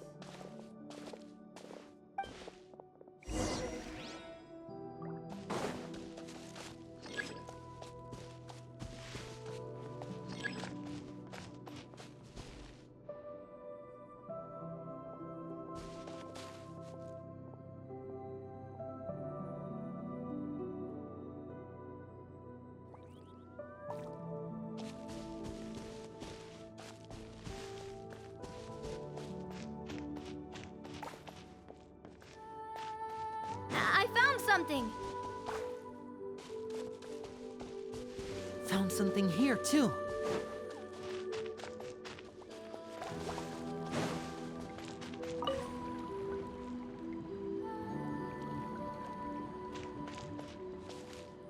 Same here.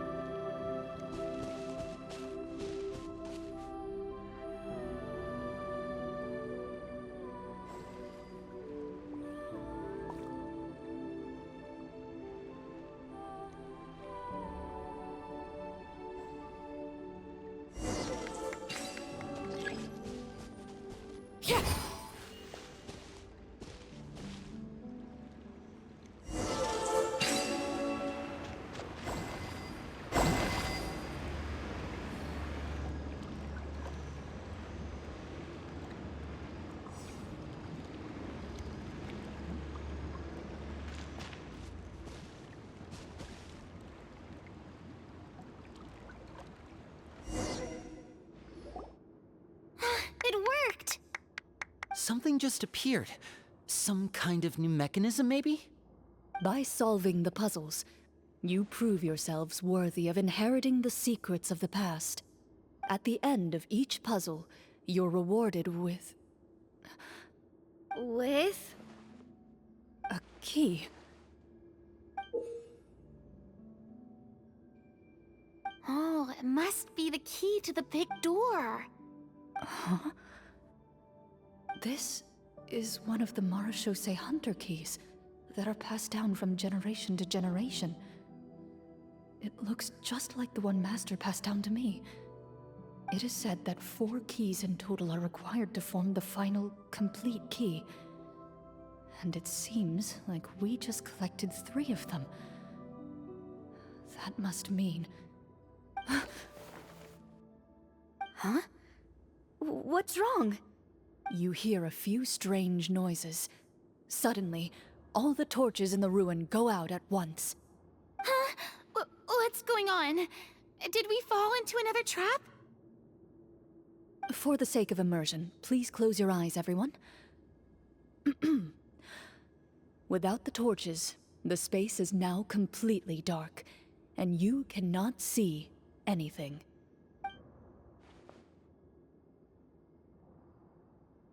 But a little bit over here. Oh, right, sorry. Suddenly, you hear the sound of footsteps pierce through the darkness. There's someone else here? Oh, this is so unsettling. I can't see anything. I've been discovered then. Wait, that voice, it's... You recognize the voice as belonging to the guard who led you to this place. It appears he now covets the treasure for himself, and has come to stake his claim. Oh, so this is just part of the script. Then I can probably relax. Well, if we can't see anything, that means we can't fight to the fullest of our abilities. Should we retreat for now? Judging by the way he's holding his sword, he must be a real Marachose hunter. But this isn't part of the script. Retreat? That's not the hunter way. If it's dark for us, then it's dark for him. We choose to fight. Your choice is noted. Please keep your eyes closed until I tell you the torches have been relit. This battle will be in the dark. You got it. Well then, let us begin.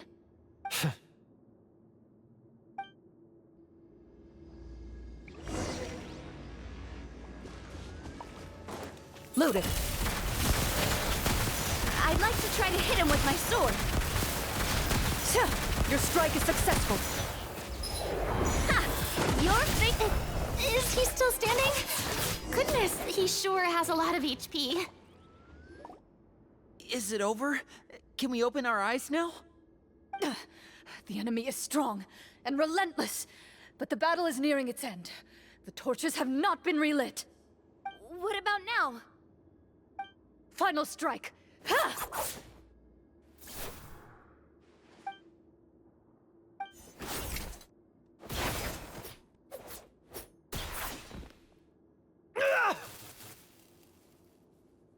Well, did we get him?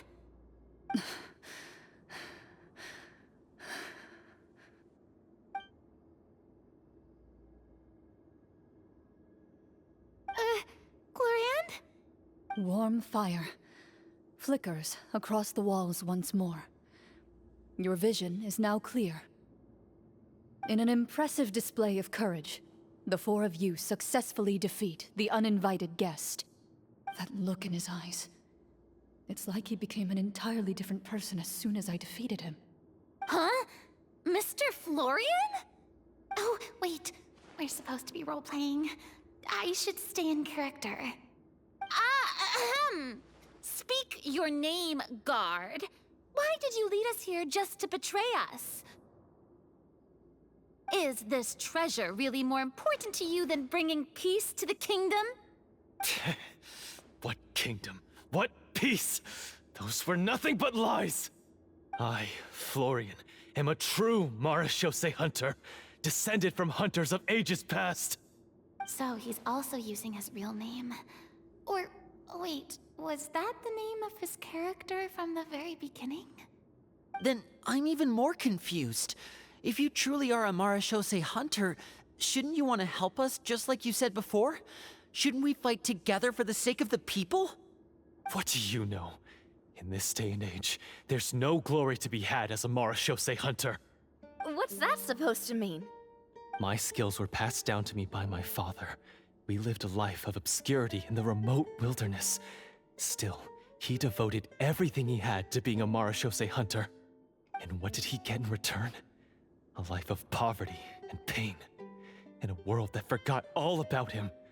When he died, not a single person came to mourn his passing.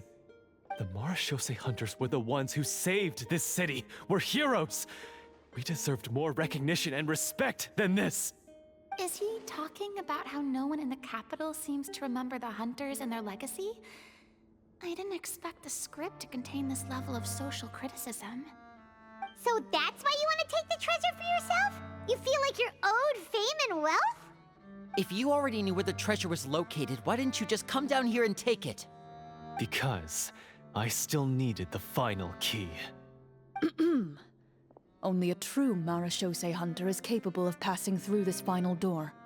As someone who sought to hurt others for his own gain, Florian lost that right long ago. Okay, but what is this treasure anyway? We've got all the keys, right? So can we just go in and take a look? You're sure you want to go in? We've been talking about it for so long. Of course we want to see what's inside. And we've already defeated Florian, right? So he won't try to take it from us anymore. Pesky brats. Watch yourself. Then let's open the door together. All right. Your choice of action is confirmed.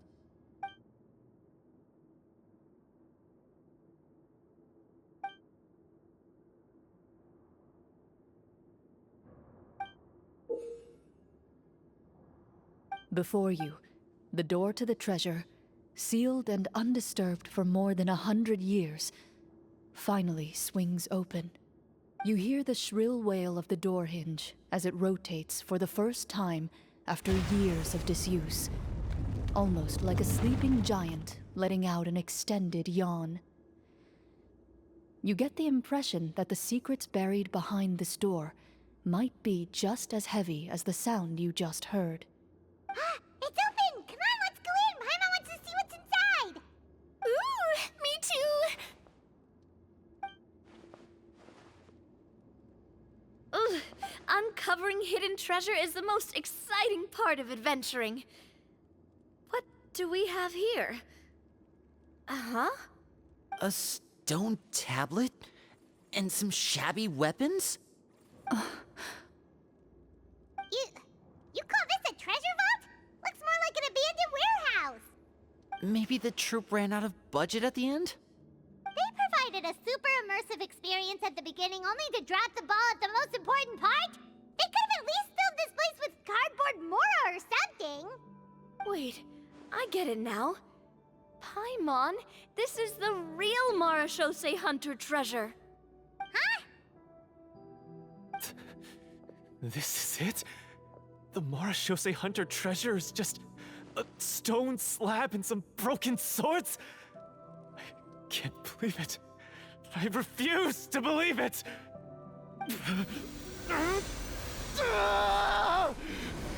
Whoa, are you okay? The Marashose hunter before you appears to suffer a serious mental breakdown. He needs to leave the room for a moment to collect himself. One of you seems to understand the significance of the treasure already. If the rest of you wish to follow suit, you may remain here in the meantime and explore your surroundings. So, how are you doing? Feeling any better? What just happened? Do you remember how you got here? Or what happened to your body just now? I remember now. I brought you here because I wanted to... The explosives in the cave! You mean these? Huh? How did you... I could tell something was off the moment I stepped into this cave, so I kept an eye out.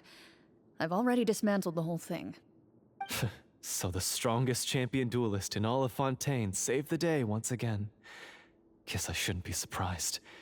It would seem your skills as a Marashose hunter are as sharp as ever. I deserve some answers, don't you think?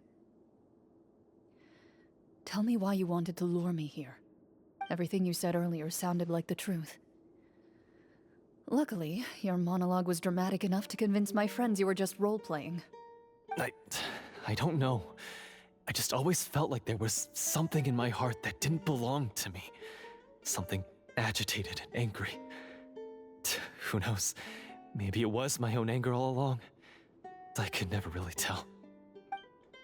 The feelings about my father and the other Marashose hunters are real.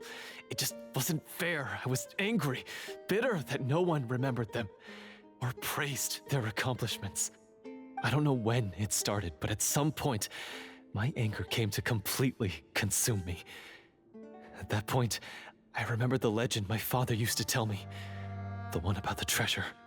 But if the treasure was all you cared about, why plant all those explosives? Wouldn't they just destroy the treasure and bury you along with it? I can't remember. My head is a mess. It felt like there was this voice telling me to eliminate the hunters, but now it's gone. From your description, I suspect you were dealing with a Devorator. Devorator? Oh, your master, your father, I mean, never talked about it? It was a kind of monster that was active several centuries ago. No, I've heard of it. I'm just not sure why you suddenly... Wait, it can't be. The seal! The seal? My family has served as Marashose hunters for many generations. But the title and swordsmanship weren't the only things passed down over our line. There was a seal as well.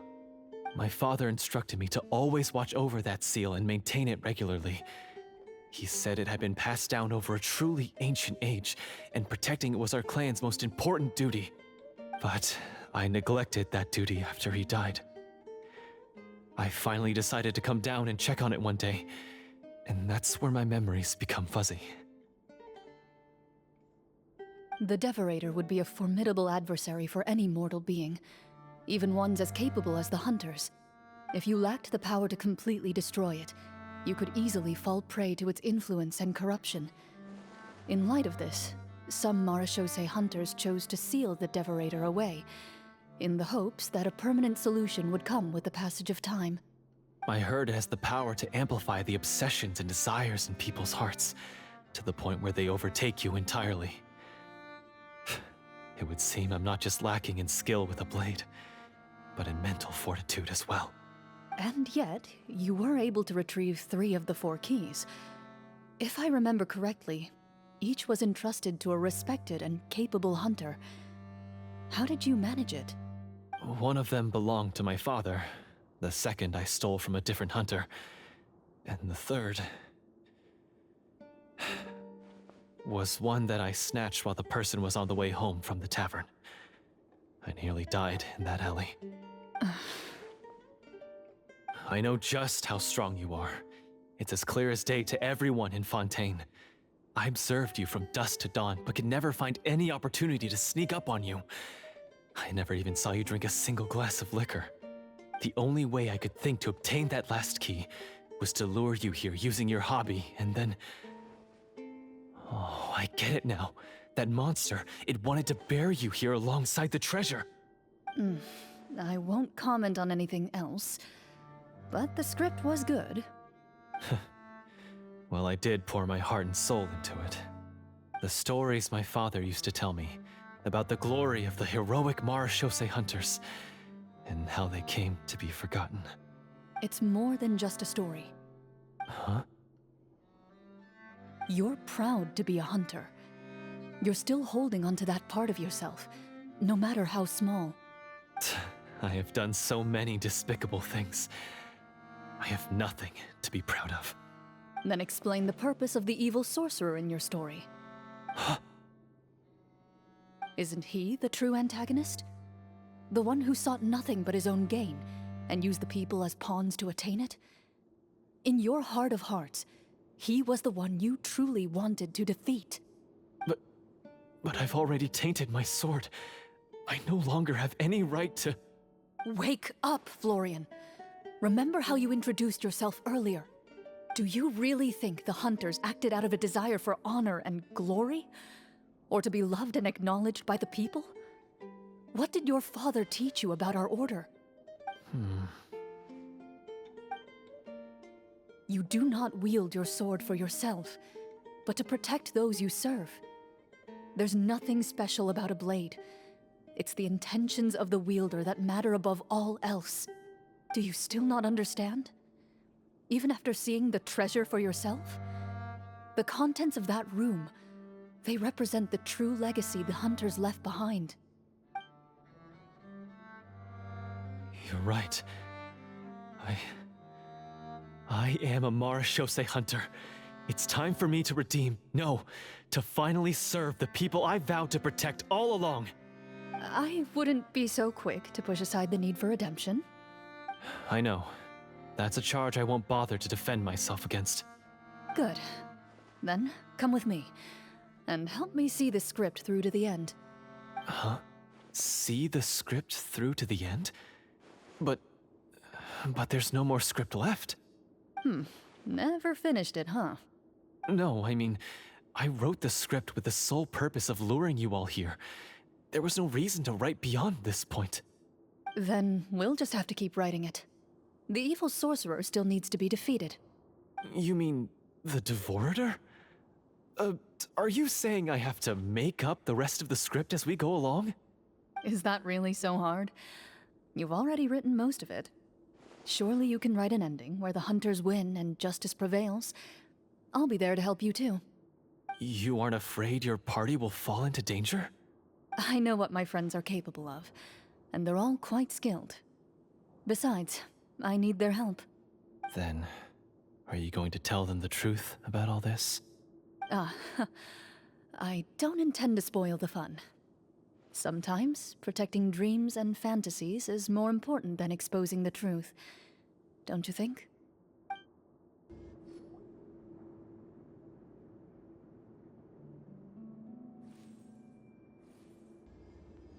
They're back!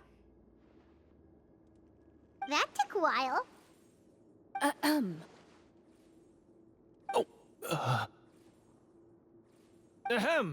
My fellow Marashose hunters, please forgive me, for I have sinned.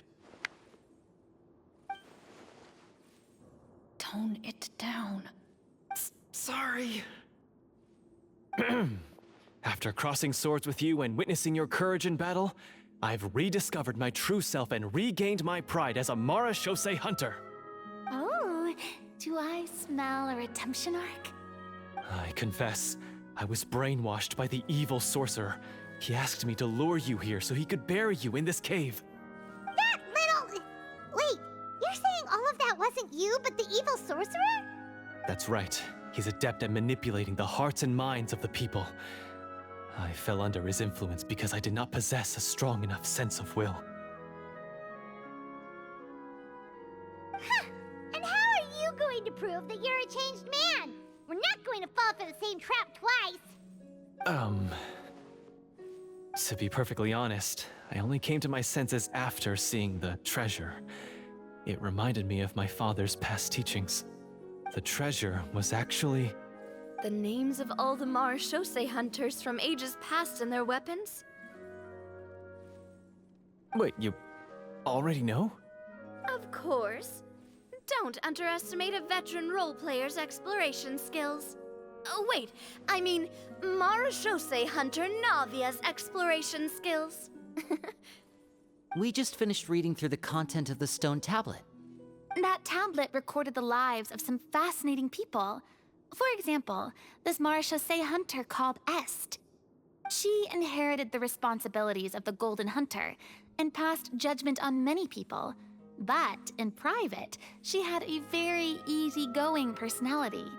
Her favorite pastime was singing and dancing with her friends, and she was said to have a beautiful voice. So, she was just like you. Oh, you really think so? Well, when you put it that way, I suppose I also have a few things in common with this Walter. Working as an executioner, he supposedly used a countless number of tricks to confound his enemies in battle. Oh, if only I could have seen the feats of magic he pulled off back then. Their lives were all so exciting. You could write so many cool books about their accomplishments. How could they have all been forgotten?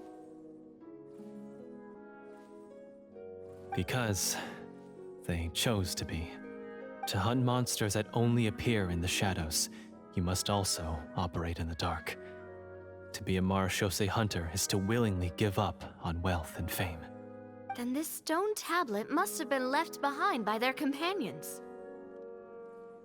That's right.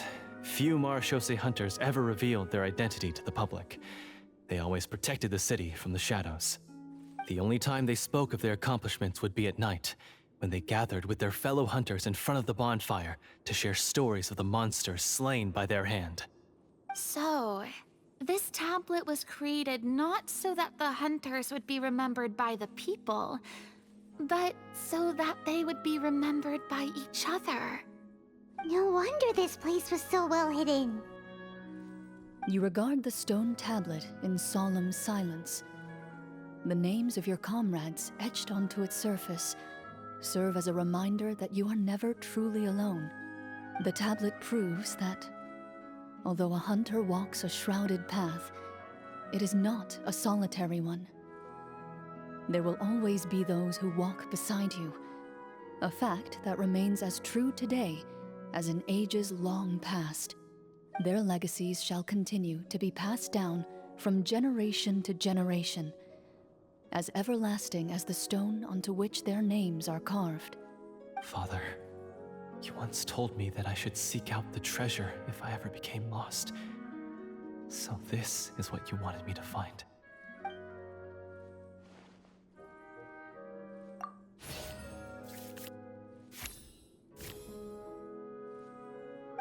His eyes are sincere, and his words ring true. You can tell that every word he spoke just now came from the bottom of his heart. I implore you, everyone, please give me a chance to make up for all I've done. Allow me to fight alongside you and defeat the evil sorcerer that threatens the peace and prosperity of everyone in this kingdom. Well, I say we let you join. Sounds good to me too. Everyone makes mistakes. What matters is what you do to make up for them. I have no objections, but Mr. Florian, do you even know how to defeat the evil sorcerer? When he took over my mind, I gained some insight into his thoughts. Every time I thought of the treasure, he reacted with a strong sense of fear. Huh? He's afraid of the treasure? But there's nothing here except some broken weapons and the stone tablet. What if the secret's hidden inside these weapons? GM, permission to investigate.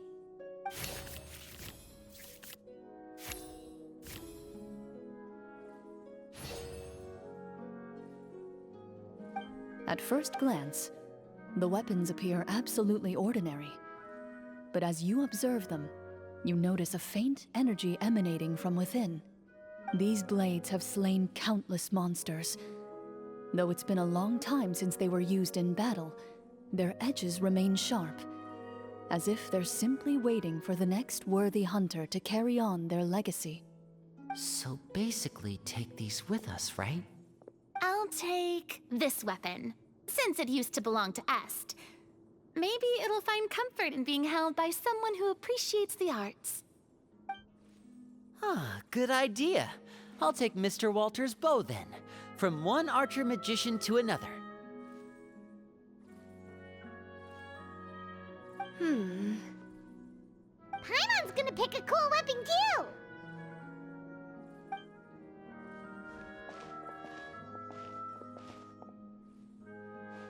As you grip your weapons, you can almost feel the will of past hunters coursing through your being. It's a feeling of courage, determination. A silent vow passed down from generation to generation that says, eradicate the monsters, no matter the cost.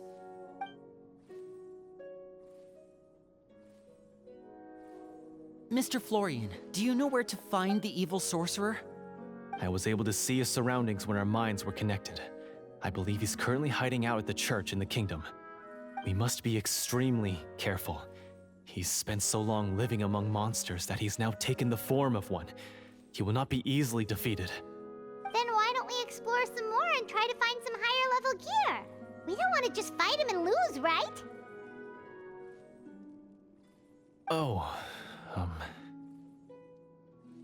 No, we have to strike now. He was greatly weakened when I managed to break out of his control. If we let him rest, he might have time to escape. I agree with Mr. Florian. We've got to act while we have the advantage. Don't forget, the people of the capital are counting on us. Yeah, now that we've got a plan, there's no point in waiting.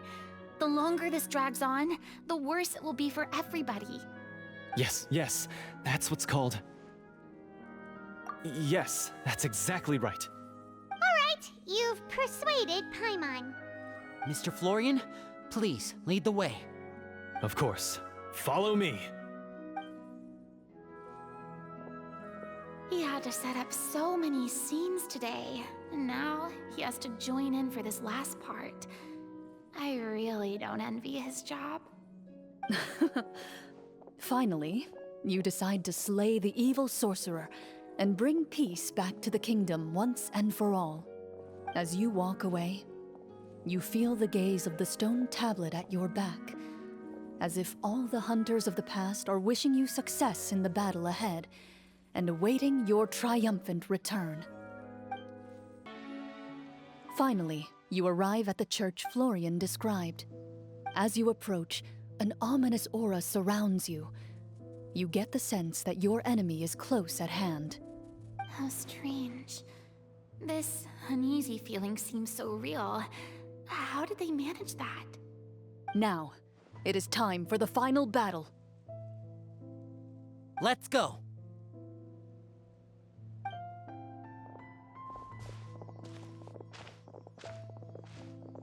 Florian, wait. What's wrong? I think you should wait outside.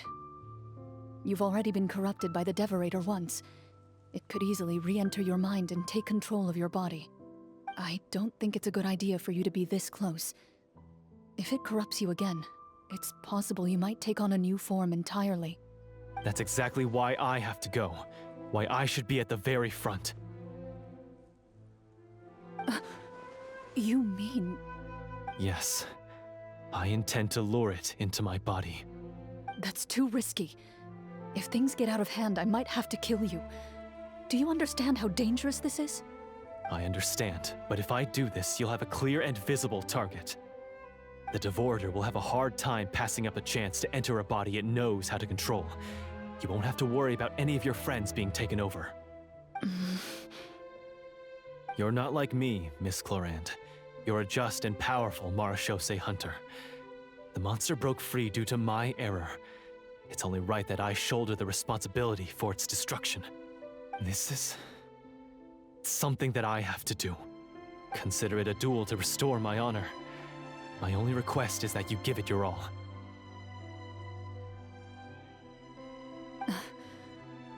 I understand.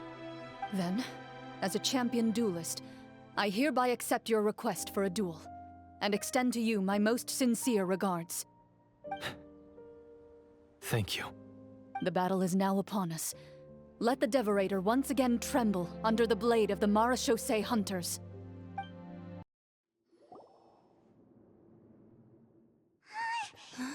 Huh?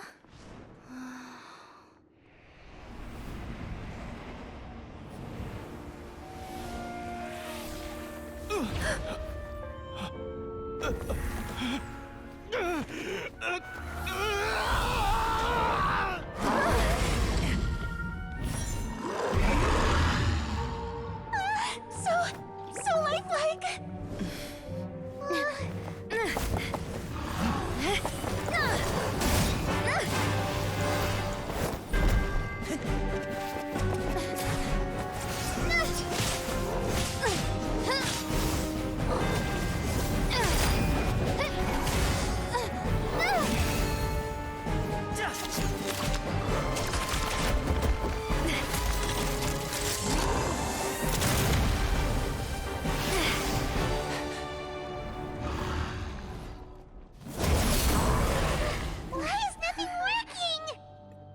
This foe is not invincible.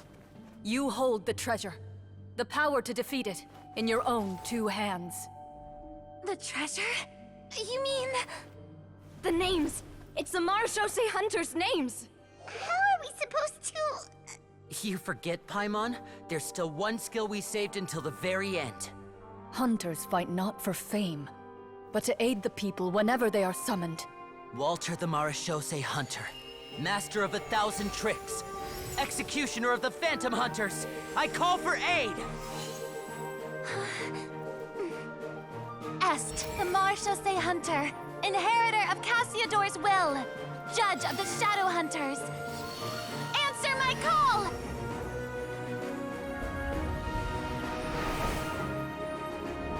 Petronia, protector of justice and order, the hunter I respect the most. Thank you for saving my friend, the best one I'll ever know. Please, lend us your strength.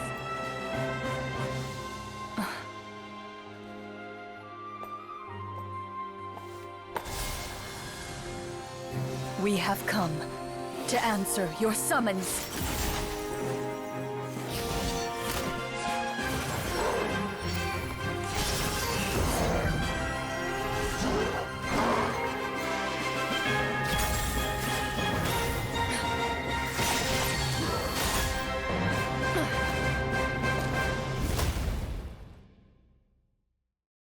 And so, the monsters were eradicated, and the sorcerer was defeated.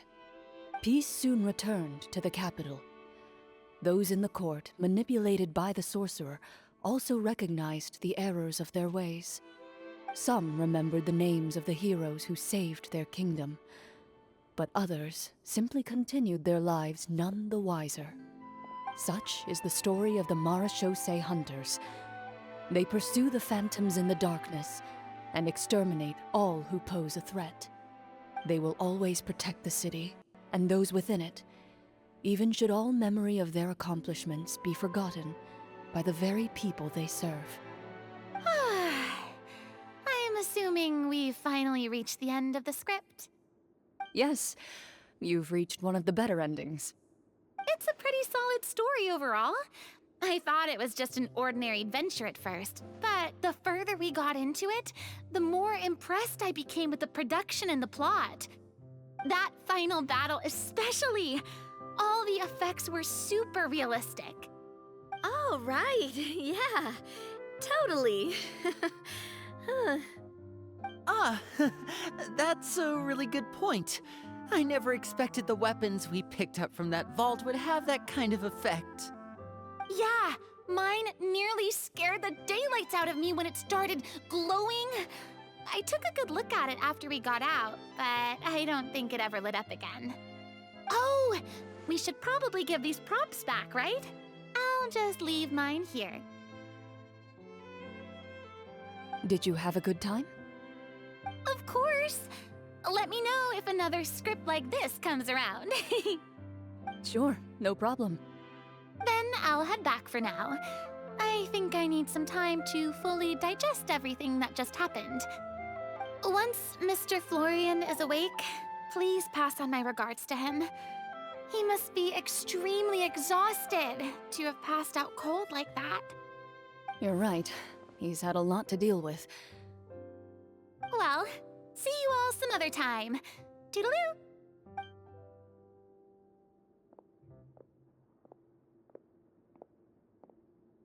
Okay, so, can I ask now, I think it should be fine, yeah. what in the world was going on back there? So you saw through all of that? That time in the cave when you told us to close our eyes, it'd be weirder if we didn't notice anything. I was dying of curiosity the entire time. I mean, you did a pretty bang-up job of pretending nothing had gone wrong. Farina actually looked like she thought all of it was planned. Guess none of us wanted to be the one to break the illusion. What are you all talking about? Oh, wait. Don't tell me Paimon never... Oh, this is all my fault. It's not too late to cover your ears. Here, Paimon, I'll do it for you. Bit late for that, don't you think? You're saying everything that happened back there wasn't actually part of the script? It's probably more accurate to say this was never a real scripted story to begin with. What? So loud. My head. Hey, you! Get up right now and explain yourself! No shaking, please! Oh, my head.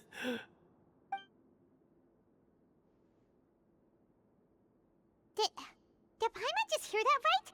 You guys made up that whole last part on the spot? to people, but Paimon's gotta admit, that was a really good story, Florian. Oh, and nice improvisation, Clorinde! Yeah, it was like watching a magician improvise a spectacular magic trick after forgetting an important prop. If Paimon knew something was wrong with that vault, she would have floated straight in the opposite direction. Everything was under control. As if you've ever described a situation as being out of control. I'm pretty sure any situation you consider to be easy to handle would scare a reasonable person half to death. Guess I'm just used to it. You must run into a lot of unexpected situations then. That explains why you're so good at coming up with things on the spot. As for you, Florian, I know there's no excuse for what I did. I'll turn myself into the guards at once, confess my crimes, and accept any punishment that comes my way. I would say you've already suffered more than enough. What? You may have been blinded by fame and fortune in the beginning, but your actions during the final battle had proven you to be a true Marechaussee hunter. You'll be far more used to the city above ground than below. Your job as a hunter is more important. But... Of course, you'll still need to take the keys and pay a personal visit to the 2 hunters you wronged. Prepare to accept any terms they give you as well. Yes, of course. As far as I'm concerned, though, your showing in the duel was enough to prove your honor.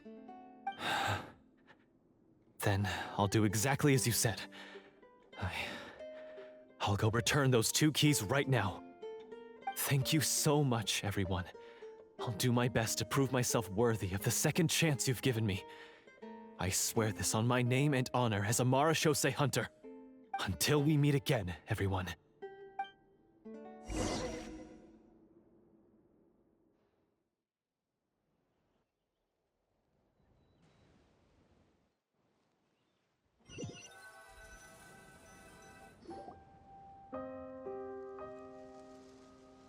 Speaking of Marechaussee hunters, what should we do about the treasure in that cave? Leave it be. Are you sure? We could show it to people, make it so that the hunters are remembered.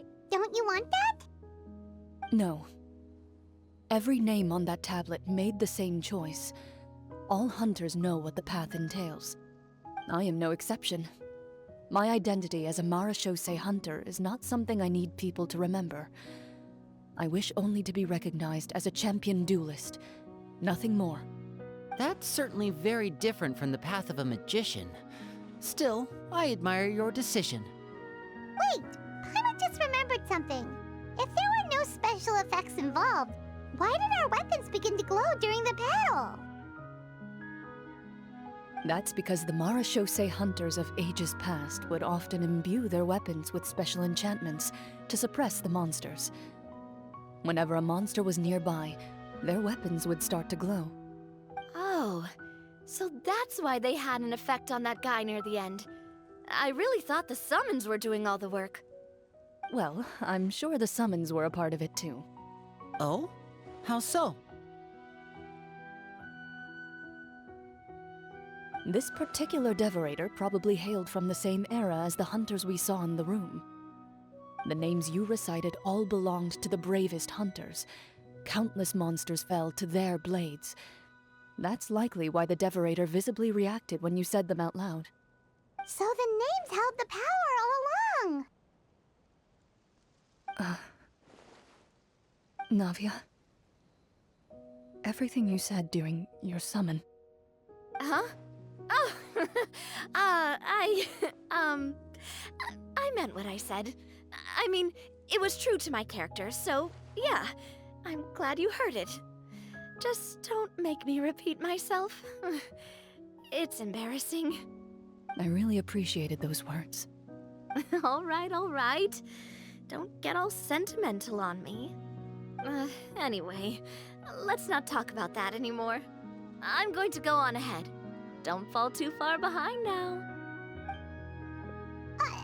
She ran off! I should probably head back as well. This story was truly incredible. I might have to spend the whole night telling my siblings all about it. Mm-hmm. Goodbye.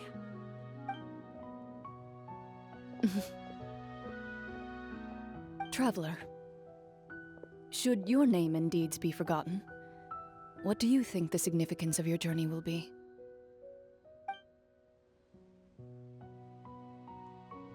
I suppose the significance would be the journey itself and the world we helped create. There's still value in the time I shared with everyone here, in the things we were able to accomplish, even if no one remembers them. A great answer. I'll remember it. Me? The Marachose hunter says nothing in response to that question. Perhaps her answer lies in her silence. An unspoken vow left to echo through the night. The path she walks needs no explanation.